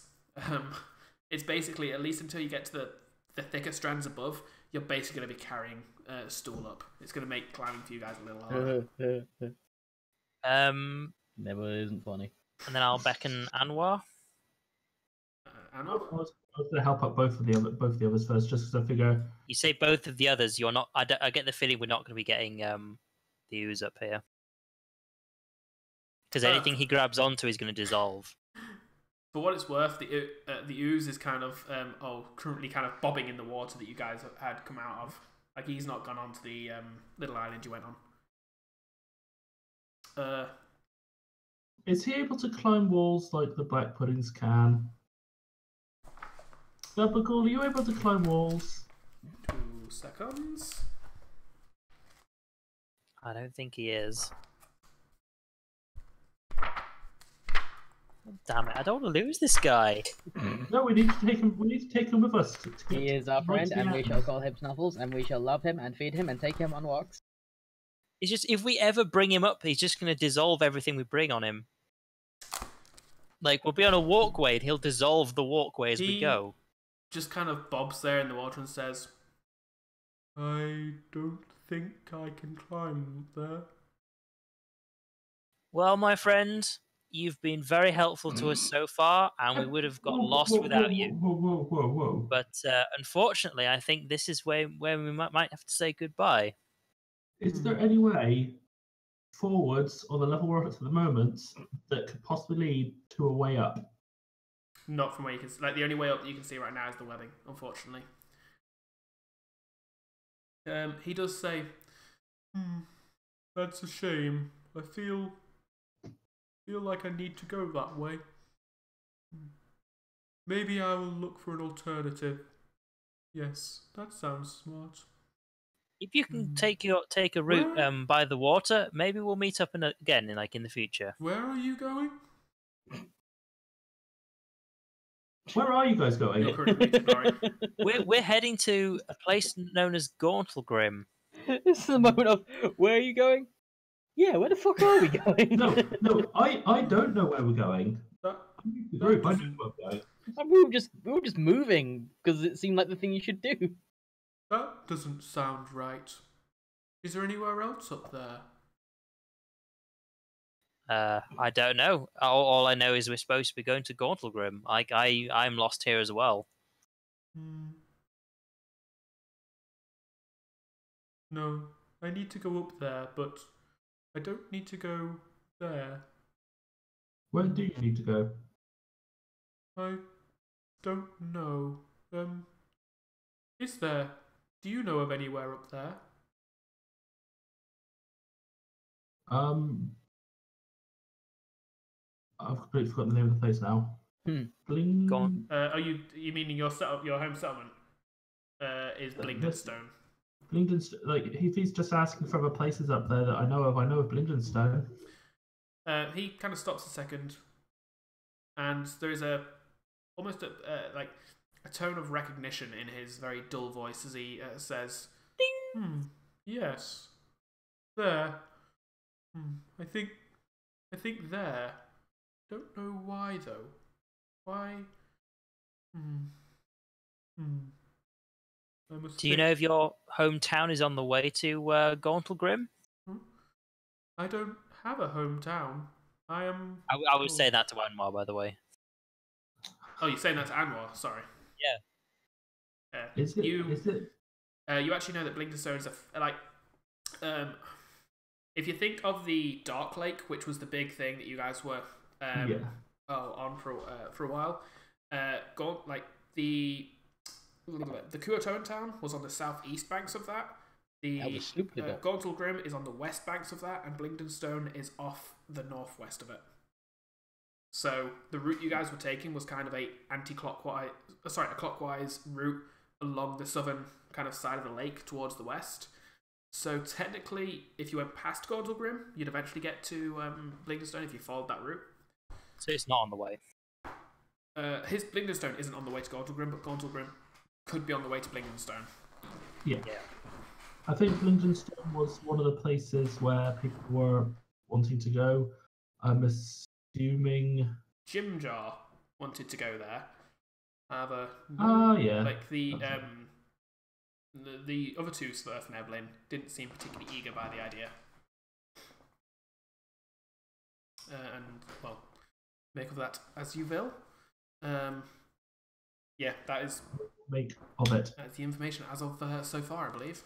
The other place that had been brought up was the Neverlight Grove, which is where Stool wants to go. That's where his home is.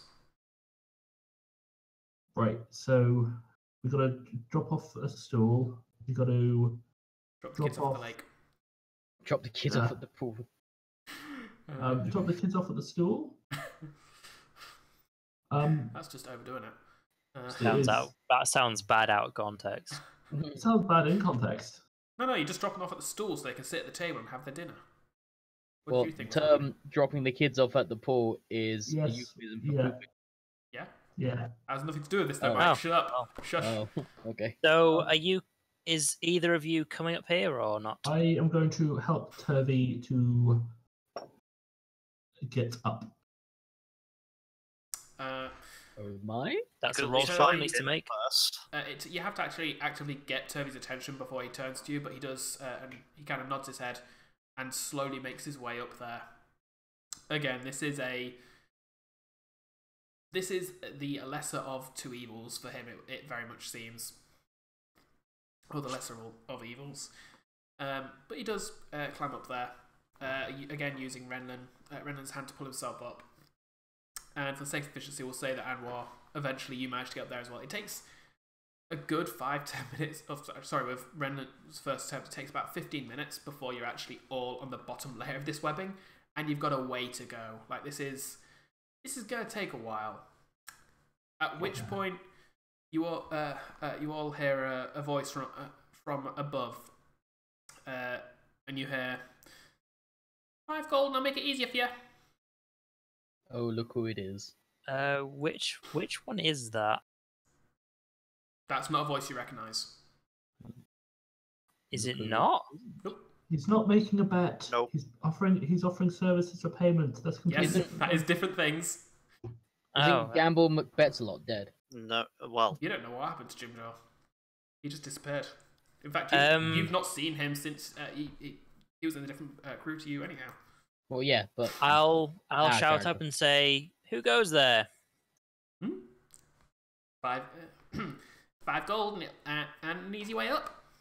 That's Considering who goes there, how- Mr. Pointy Ears. At which point, my God, you can it's make a super perception sad. check to see if you can see who's speaking. Advantage because he is talking. Ah, 12. For what it's worth, I'd be like full on. Yeah, sure, I'll go for that. 2 seconds, just need to get some stats up. Do I have 5 gold? Is the real 23, question. 23 for perception, by the way. I'm not going to bother rolling again. Oh, Matt, you've got 5 gold. I've got gold. I'm fully willing to pay him, considering that at least 2 members of the party. Well, at least I've got very no upper body strength. Sorry, where'd you get them, Renlan? You don't see anything. You can't actually see where this voice is coming from. However, Anwar, you, looking up, see kind of held into place by an armful of webbings is a... Actually, I've got a token for this guy. Which screen you're putting him on? And I'll actually put them on my new battle map. And just a reminder, I said this battle map could be comparable to Kamar's brain. Actually, I'll just get... Is it just basically a big circle? Current map. It's non-existent, of course. It's that fucking thing. Because how the hell do you draw webbing as a battle map? Like, I mean, you could just get like there's webbing... 3 colours on here. Hang on, yeah. I didn't even see that now, other one. If you look top left, I have actually color coded this as well because this is a 3-dimensional map, effectively, just to make things complicated. Yeah. I mean, I was wondering why you didn't just get a image of webbing, but I guess it's 3-dimensional. You're lying to because us. You need it 4 colours. Sorry, there's 4. I'm colorblind. There's 4 colours. I can see a grey line here. Oh, I put grey on originally and thought I can't see that. I undid, but I guess it didn't undo it. Apologies, just ignore the grey. Lying. Oh shit, so there is. Lying. My okay, not that it really matters that much, but my map tool's crashed. I'll be right back. Yeah. Alright, I can't really do much from this end. Yeah, you've disconnected, so you'll be alright. You'll be able to get back in. You can see this fellow. View. Yuck, tools, yuck. Force players, certain players on current view. Can you guys see that well enough? Yeah. What the hell is that? That is a goblin. Make sure you can't. Currently, I think this is the first goblin I've encountered in any 5th edition campaign. it might be. They're very different to Paizo goblins as well, just the heads up. Oh yeah, significantly not. I'm good. back in. Can you just stick me on the right page? Oh yeah. No. I don't know what it was called. Imposter map. Yeah, this mess. Oh Jesus! God. Can we not be zoomed in? You can zoom out yourself. I zoomed in. I know, you but guys in the just right place. super zoomed us in. I was just giving you a clear view of the picture. Like on my screen, that's actually quite a good zoom. So It was basically full screen for me. whereabouts? That's basically what I've done on my end. You don't need to see the map right now. Either way, it doesn't matter. You guys have control. I was just putting you in place on the map tools. Like, I was giving you a waypoint effectively to work from. You can see that he is currently wearing like a leather shirt and leather trousers, and he is just kind of hanging there. A belt with a few things dangling from it, kind of leaning down, grinning at you. He is seemingly trying to be hidden, but he is also calling down to you, which is obviously giving away his position a bit. So what are you guys doing? I am going to. Well, first, it seems like it's going to take us a long time to climb up, so I am going to accept his offer. Okay. What are you calling up to him then? 5 gold, sure. Get us up. All right. That was easier than I thought. At which point, he reaches up and scrambles out of sight, and then you suddenly hear whee, as suddenly swinging on a old rope, a webbing strand, quite a thick one, about an inch and about 2 inches in diameter. He comes swinging down and basically just catches the webbing on the strand that you guys are on, basically catching himself on the floor in the lake below. Or he would have if as it was about to reach the bottom, he didn't instead scramble up it as it was moving so as to pull himself above you guys. And now we can all see him. And he kind of, you can now all see him. He kind of hangs down and holds out a filthy hand, quite a grimy looking hand, with a large smile on his face. All right, money, please. Hang on. Can I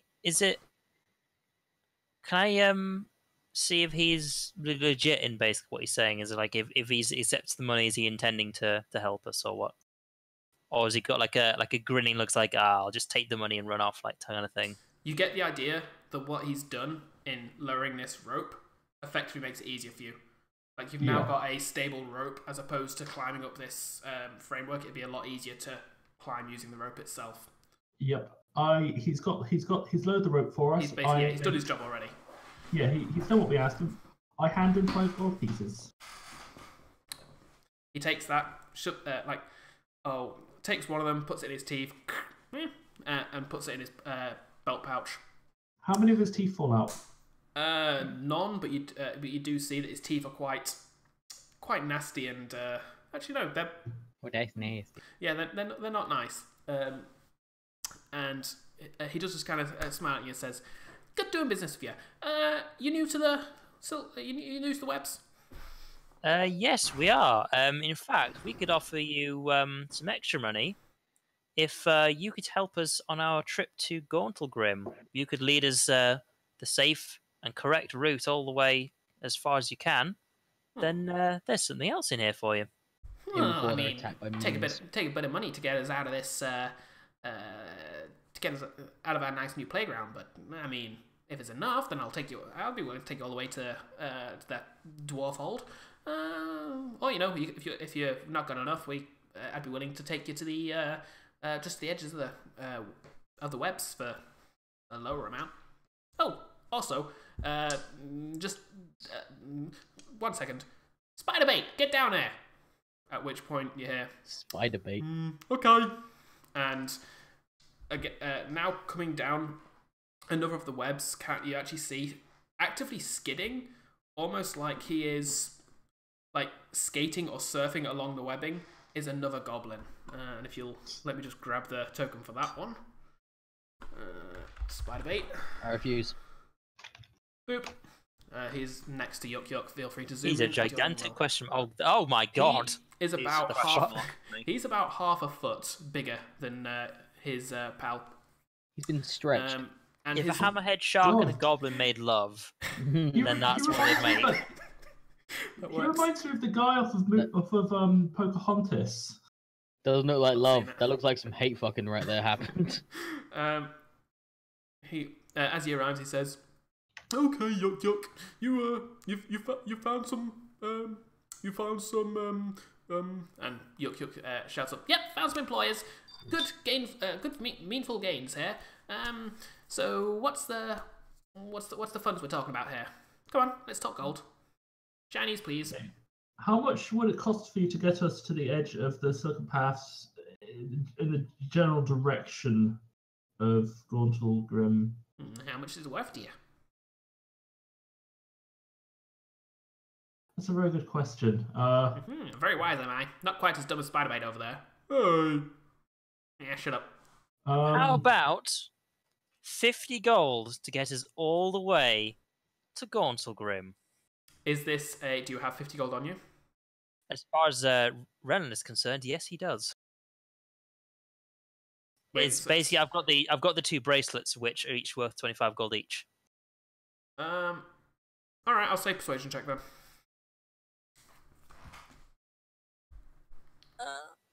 10.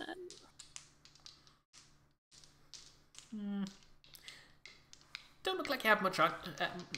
Don't look like you have much on you. I think you have to, at least show us something before we're gonna take literally days out of our time to go and take you big feets to, well, Bigfoot and Little Feets and a mushroom apparently to the dwarf hold. Yeah. I'll say I'll show him the the bracelets, which of course Renlan is wearing because they're fancy. Obviously. I'll show them him and then I'll sort of like go, and then I'll look over to Anwar and say, "Can you throw in something else?" Literally like moths to a flame. Like as soon as you show the bracelets, both goblins are basically shocked into stun and both staring at it. Like as your arms move, their heads move to follow it. as soon as you say, "Can you throw in something else?" Yuk at least kind of brings herself back and says, "Yeah, something else as well. I mean, those bracelets are nice and all, but if you've got something else to throw in as well, if that's what it's worth to you, then that just seems fair, to be honest." Those two. I don't know why he's turning Irish. Hoity-toity. And 20 gold. 120. Oh, wait, is that on top of the bracelets No, or with those two and 20 gold. Oh, sorry, misheard. That seems fair, really. I mean, 120 gold would have been nice, actually, but yeah, that seems fair. Those two shinies with 20 of your shinies. I mean, yeah, that's good. I'm okay with that. You okay with that, Spider-Bite? Spider-Bite? At which point he is still staring at the bracelet. Looks back down. Yeah, Spider-Bait's okay with it. We can do this. We know the way. Few rules. Make sure you keep up. No lights. Don't like to draw things to us. Lots of nasties in the webs, weirdly. You wouldn't think it, but actually lots of spiders in the webbing. Strange, I know, but it happens. It's weird. And yeah, the way you want to go, unfortunately, is that way. And he points quite directly upwards. Like, we've got a fair way to go, so it's going to take a while. We might need to actually rest in the webbing itself, so you guys are going to have to, be the ones staying up and being awake. We like our sleep. That all fair? Very well. My name is Renlan, and Yuk, is it? Lead the way. That's right. Also, one other thing. Absolutely no fire whatsoever. That and sounds with that, fair. he starts climbing up the rope. I start following. Cool. Pardon me.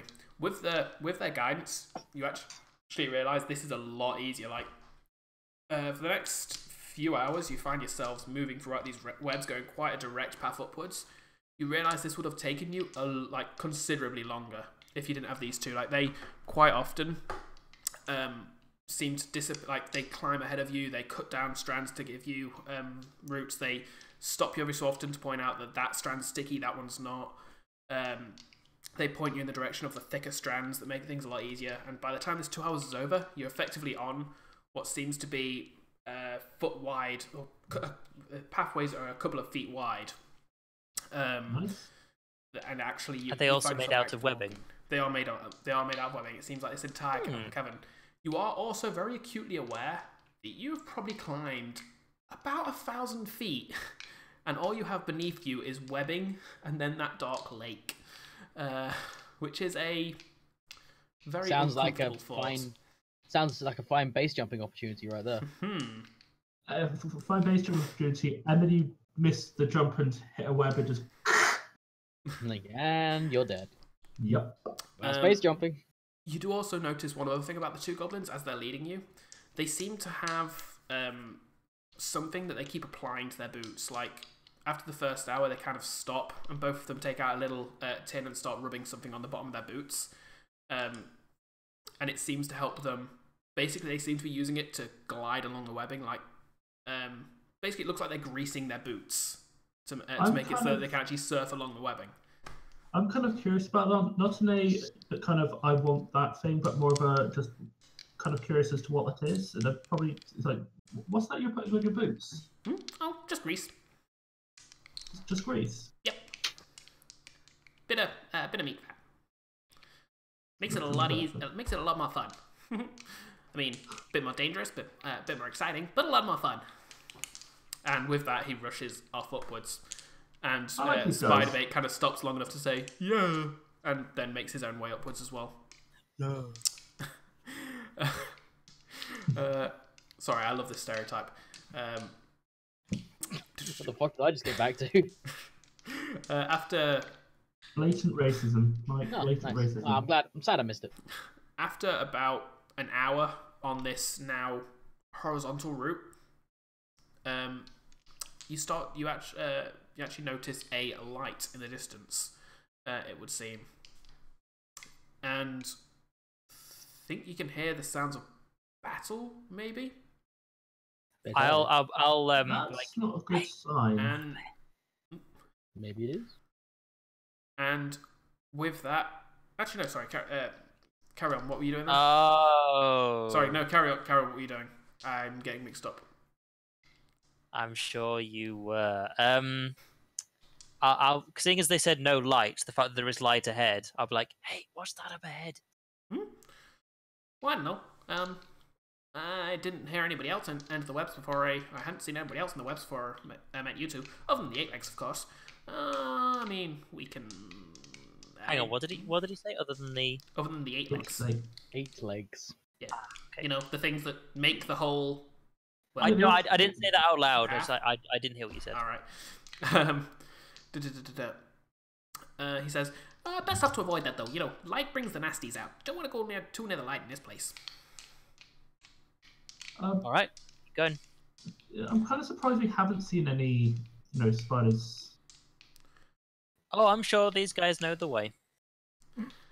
At which point, echoing through the corridor, you hear a sound you haven't heard in literal days, as Kamar's battle cry rings through the cavern. And with that, we will time jump backwards. Back to the other group. So, the Dwagar is dead. Cobalt has gathered his armor. Were you taking a short rest after that fight?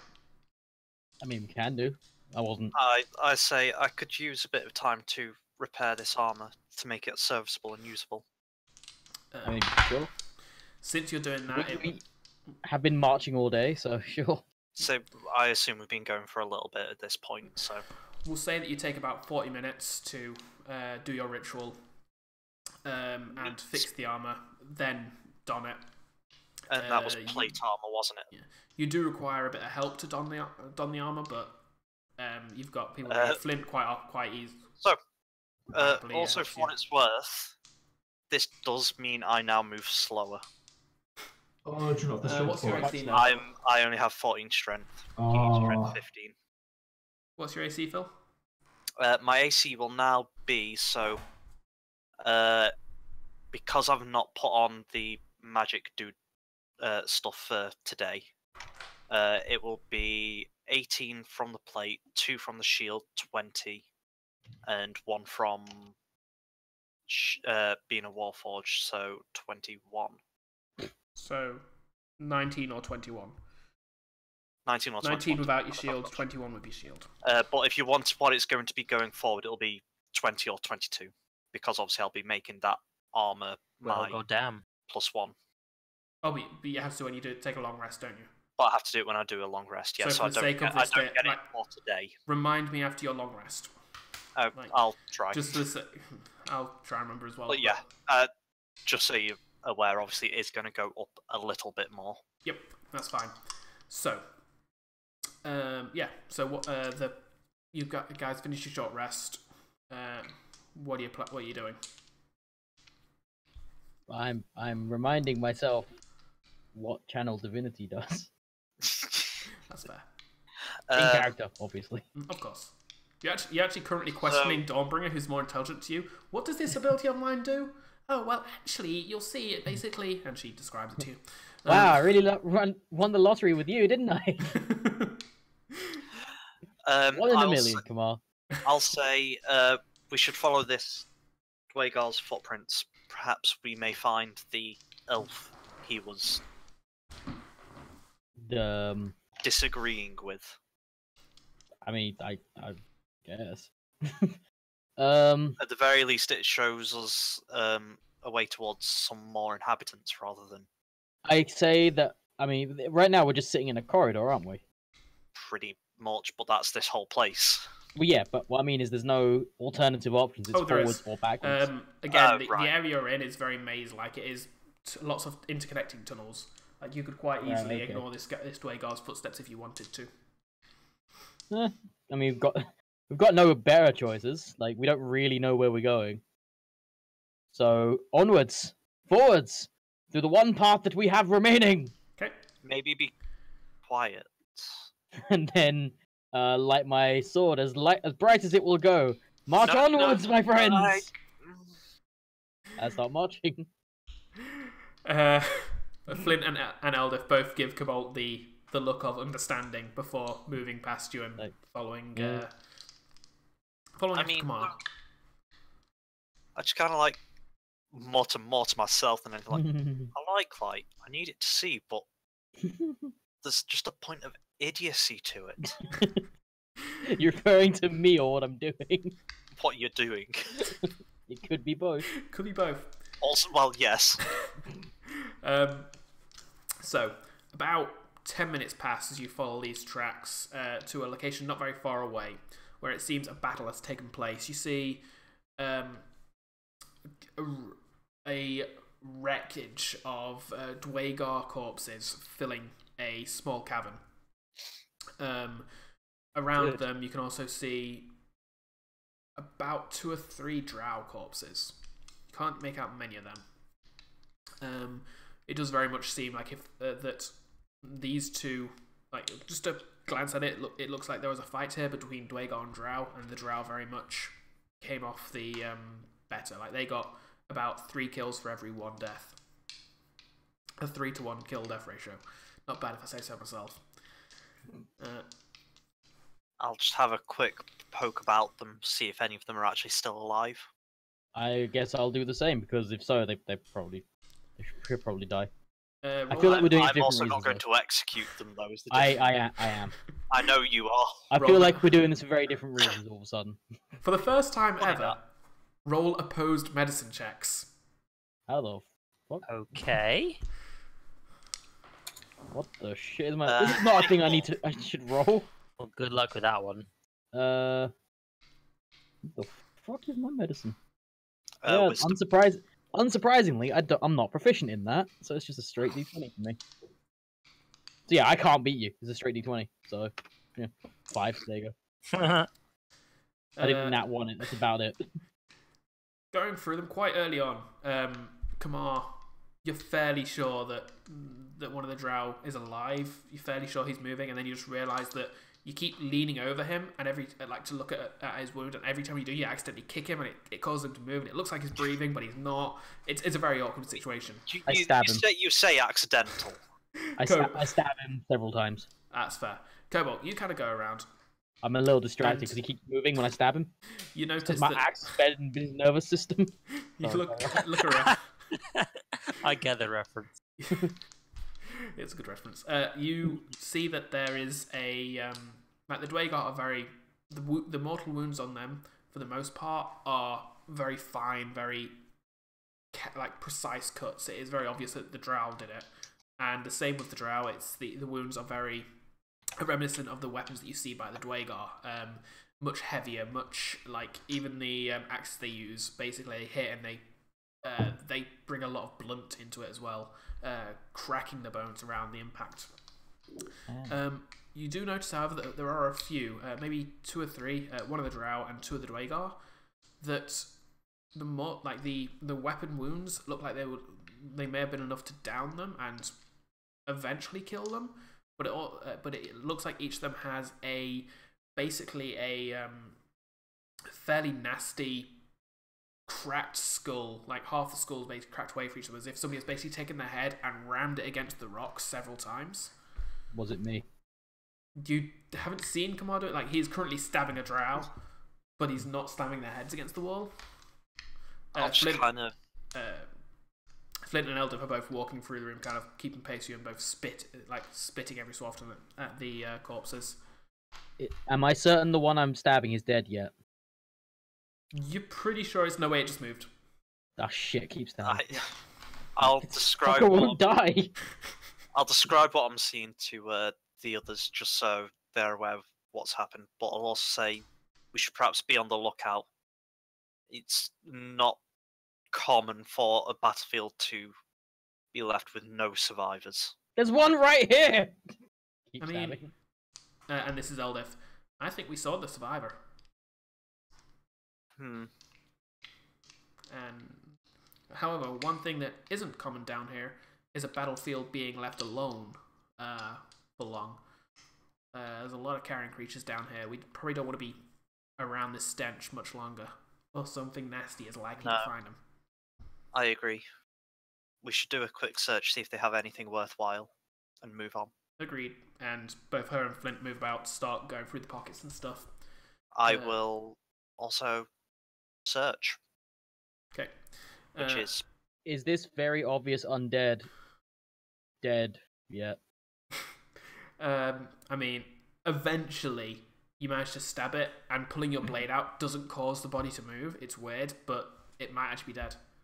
Okay, I sit down to take a breather because goddamn, I just saved everybody. All right, the drow zombie. That was dangerous. No. Ah shit. No. Sit down and I take a breather. You kind of take a breather, and at this point, kind of look up and realize that the rest of the group is basically going around looting the bodies. Have you no respect for the dead? I actually noticeably stop, stare at him, and go, "You were just desecrating a corpse." You kind of look left to the drow, which has about 20 piercing holes in it from your blade alone. Kind of look back up to Cobalt. It moved. It's a corpse. It did no such thing. I don't know. Technically, The dead have no when you use for stab their it repeatedly. possessions. I give a disagreeing sigh and continue on with my breather. Like, ugh. Between you, you manage to find about 100 gold pieces worth of coinage. For the most part, all of this comes from the Dwagar.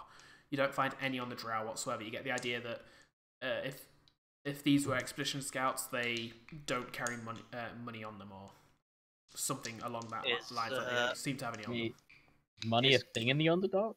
Yes, it is. Mm. Or at least it seems to be. The Dwagar all have money pouches on them, each with about 5 or 6 gold in it. Is Kamar taking his share of the gold? I mean, I'll take any that's offered. I'm not looting anything. I mean, I assume we're splitting it, so it would be 25 gold each. So yeah, I'll take a share. Why not? Cool. Go on, point out my hypocrisy. See how far that gets you. Why would I? I've already pointed out your hypocrisy. No, so you won't loot them, but you'll take it. Yeah. Seems obvious, really. All right. So you've got the gold. The other weapons and armor wise, you can't really find anything of better quality than you guys already have. If you wanted to change weapon, the Dwagar have heavy weapons like hammers, axes, whereas the drow all have more finesse-based weapons. You see a couple of short swords and a rapier and a few daggers. I'll snag a dagger. Yeah, I'll take a dagger. You're able to take. Dagger. You each take a dagger. Flynt also picks one up and sheaves on his belt. For the record, as what is the... does Eldif. Eldif kind of looks and says, "A dagger can always come in useful." What is the stats for dagger?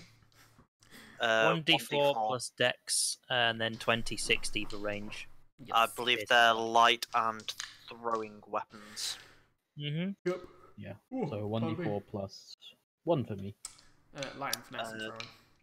Light finesse. Sorry, that's the one I was thinking of. Yes. And what's the attack roll? It's Sorry? it's your proficiency bonus plus either your strength or your dexterity. But you Okay, can am I use proficient in strength. daggers? Yeah, I don't know. believe Everybody you has can. proficiency I'd in be daggers. surprised. It's one of the most simple weapons. Okay, A it's I house literally have simple peasant weapons. Okay. has It is a proficiency in simple daggers. weapon. Okay, so sorry, say that again. What was it? Proficiency plus your strength mod. Plus strength. Or your dex mod. Or your dex mod. Dex I'm if guessing it's strength for you. Is it dex if you're throwing it, though? No, you can use dex in melee. It is. Oh. You can even use strength in throwing as well. You can actually throw things. Yeah, using strength a thrown weapon can be strength based. That's It's your plus only 5. Damn. range. Not. It's like It's only like- shooty things have to be dex, but throwing things you can actually put energy behind them when you focus more on the brute force of it than the actual. Like you focus on penetrating the armor as opposed to avoiding the armor. Penetrating. I am actually more likely to hit when throwing a dagger than I am using a hand crossbow. Oh, there you go. That's That's yeah, why. that's entirely reasonable. That's why throwing axes and things like that are a thing for a lot of fighters. Like Yeah. There's a yeah, reason I being- have 4 daggers on me, put it that way. Have you just tried lobbing it really hard? No, I haven't. Oh, it works. That sounds like something Goku would say. Yeah. All right. So, what are you guys doing? Continuing on, I guess. Okay. About an Keeping hour. a lookout. About an hour passes. There is no blood trail past this area. It seems like the Dwagar with all the blood had gone down the corridor that you had come from, effectively. But the further out from this room, you can't see any signs of it. In fact, after turning a corner about a minute in, it's blocked from view, and you wouldn't know it was there. Like, it'd be quite a shock going around the corner from the other route to see it. You carry on for maybe an hour or so, and you start to notice that the walls or the roof starts to heighten, and then just seems to disappear into the darkness completely, like steepening like a cliff, almost. And ahead of you is a very strange sight. You can see that the pathway kind of continues, although it narrows, and it seems to at first it almost looks like it blends into a new material, but then you see that it's actually just a new material that's kind of stuck onto the ground. It looks like a very large strand of webbing, about 3 feet wide. Okay. It's turning into spider webbing. Strange that. That is strange. Who'd have thought? Mm-hmm. Sure, We do who'd have recognize thought? this, I did have this planned. and I have a look around and say, we haven't done a full circle, have we? Considering where we started. That's an open question. Eldif says, "I'm pretty sure this is fairly far away from where the drow had us. Like, I'm fairly comfortable with my sense of direction. Maybe I'm going to find a pebble nearby. Mhm. I'm going to cast light on that, and then I'm just going to lob it as far as I can. I mean, if it's relevant, I do still have my sword at the maximum available light I can do. And it This has is all more the- to get beyond your So I know, I'm just saying if sword it's if relevant. possible. Dawnbringer's light does light up a whole lot of this, and it does look like it looks like the inside of a cat's cradle. It is strands of webbing of various sizes. The floor ahead of you seems to be the largest strand that you can see. And as you throw the pebble, it does go down and down and down, disappear, and like the little bits that you can see as the light fades, it does just look like this webbing goes down far, far into the deep. Eventually, you actually, after about 20 seconds, you hear the echoing bloop as it splashes into water below. That's pretty deep. Quite. Where to now? Is there perhaps another way forward? The tunnels have been like crisscrossing quite a bit here. Eldif says, we could try and find a way around if you want, but this cavern looks quite big. We could lose a lot of time doing that. Put Well, ourselves at a lot our more risk. alternative is to go through it, and given how high up this appears to be, is it worth trying to go through? She steps forward, puts her foot on it. Seems stable enough. I mean, we might want to be a bit careful about things, but honestly, just looking at the directions we've been going and my own sense of direction, I feel like this is our best bet. I'd say, enough talk, let's climb! And then I get on the web and start climbing. It's Enough not talk. for what it's What worth, is this We don't have way? to climb. It's not climbing. It's basically a pathway at this point. Oh, I do that then. It does, like, very quick, like about 2 foot out though, or about 5 foot out. It does suddenly, like, the cavern floor that you're on does just kind of drop away on either side. So it is suddenly you're on a bridge of webbing, which is a little unnerving walk at up it. first. Are you all following Kamar? Or it's Cobalt following Kamar, I should say. I look to Flynt, see what he does. He kind of shrugs and says, I ain't got a better plan, and follows after Kamar. I follow them. And Eldif brings up the... actually, Eldif kind of rushes past to try and catch up with Kamar, being as she's been good. kind of the navigator of the group so far. Oh, good. I've got a fangirl. Yes, Great. No, she's been kind of telling you where to go. I know. I also recast light on my shield. Alright, I never switched off. yeah. You don't have to cast light, though. I know. It just does. Great. So, I can see finally. I mean, you're with me. You could always see.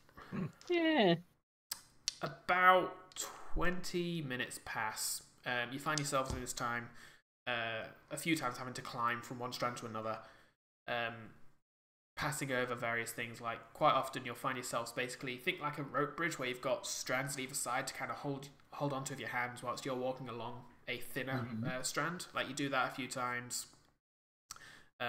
With weapons and shields out, this makes it kind of awkward. At some points you have to put one thing away so you can at least one hand to grip the ropes. I mean, I've always only had one hand because I've not drawn my weapon yet. Oh, sorry, actually, yeah, for some reason, because you had your shield out, I assume.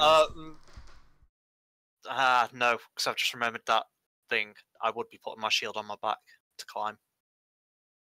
Yes, you would be. Of course, because, well, this is a known thing. Cobalt does I have know it's a known thing. Sorry, yeah. So, yeah, you do... Yeah. Struggling with one hand, you do have to use your... I think you did say I can technically use the other one, it's just it gives painful you and disadvantage on stuff, yeah. So I would obviously be using my good hand. Yep, that's fair. About 20 minutes to half an hour. Your into good the hand journey. and your bad hand. My good hands. You suddenly all hear a voice from above, and I'm going to need you to make me perception checks. Perception checks? Perception. Mad man. I think it's like the one thing I can actually do. And by do, I mean I'm proficient in. Wow, no I can't. We got a whole +2. Just watch, I'm going to fail. It's going to be great. Yeah, there it is. You did better than me. Yeah, fail buddies. Woo! From somewhere... I mean, we can't see in the dark, so it's fine. Makes perfect sense. Perfect sense. From somewhere in the darkness above, you hear a voice. Hail there! Good to see fine folks passing by. Anybody doing anything to this? I kind of try and aim my light upwards to where I think this voice is coming from. Can't seem to catch them. Like it seems like the echoing of his voice is actually doing a good job of making it hard to figure out where he is. You did. Everybody heard this. Yeah. In that case, yeah, I do the same. Hold the sword up and try and look I around. have a question here, Beanie. Yep. Do the web strands count as objects? In what term? In what regard? Can I cast light on the web strand? You can, but I would say that it would only light up maybe a 5-foot section around where you touch. Like you couldn't I'm gonna try it. You can't use a cantrip to light up. You do it basically. I'll go for one that's kind of going in an upward direction towards where that voice is, if I can. About 4 to 5 feet, extending out of your hand. Well, about 2 foot, extending out of your hand in either direction. The web does glow, but it's not. It's a cantrip. It's not. You can't light up the entire silken pass, I'm afraid. No, that's fine. It's more just to try and at least figure out where they are. It doesn't give you any further clue on where this person is, unfortunately. I mean, I'm doing the same, just looking around using the light. I have no other options. And then I shout, "Show yourself!" when I can't find them. Well, I'm afraid. I'm afraid I'd rather not show. I'm afraid I'd rather not show myself until I know that I can be a bit.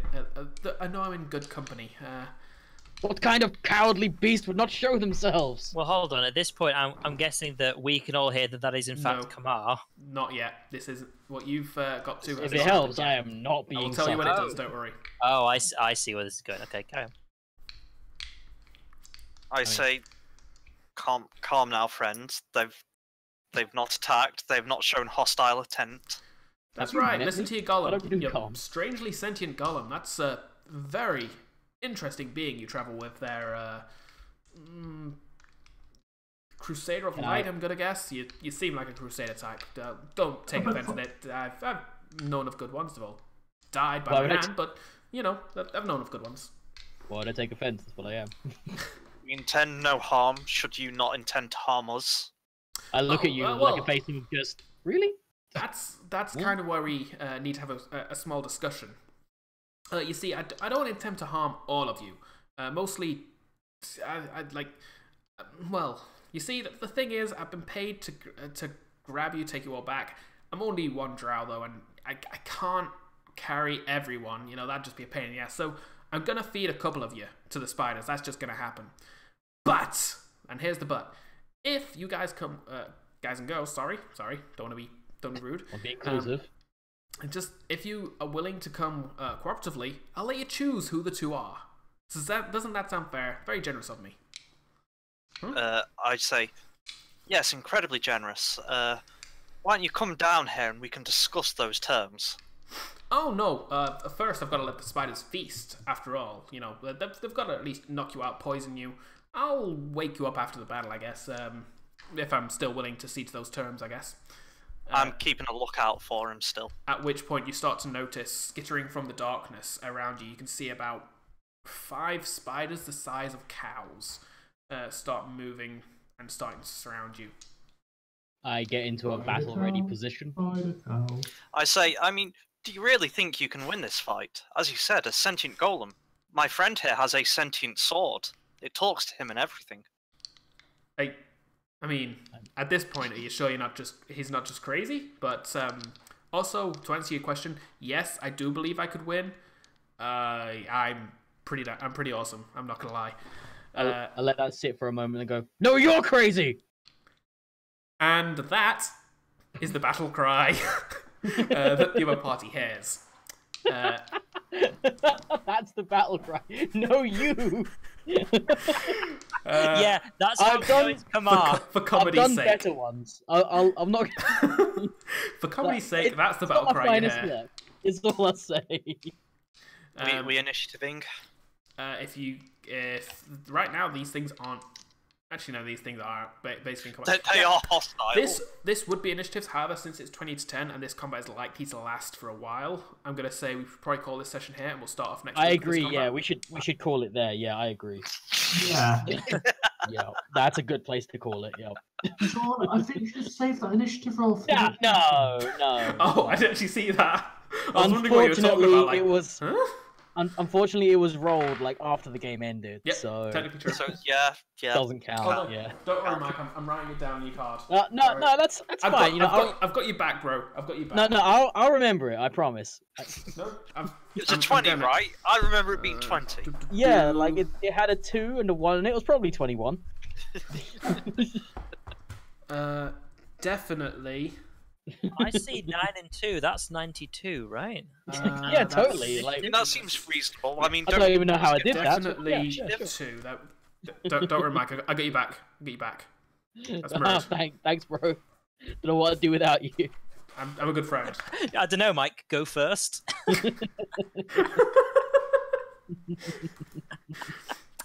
Fuck. Too true. Oh, you did. For what it's worth, I'm going to quickly end my stream now. If you want to play games, But that's it for us. Yeah. Although next week we'll all be together at last. Together Maybe. again. Also, Maybe. you guys ruined my episode title of Reunited at Last, and it feels so. Oh, Next the week. thing. Okay, We so are reunited at last. just a question. Not then. quite. Mostly. You're literally at this point, like you're so close, but you're not quite there. A brief question as to at what point in time, out of character, of course. Like I don't know this in character, but at what point in time does this happen? This whole scene. Is this before or after they all climb up the webbing? This is happening. This is happening as they basically like. They've been climbing for a while. Right, because I've They got were a horizontal path. all right, because I've got an escape plan, which would probably screw that up if it happened before. I know exactly. I what think you're there's something thinking. important you guys are missing. What's that? XP. Yeah. No, I did mention this a moment ago. I will just. Thanks for watching, folks. I'm ending my stream now. Professional.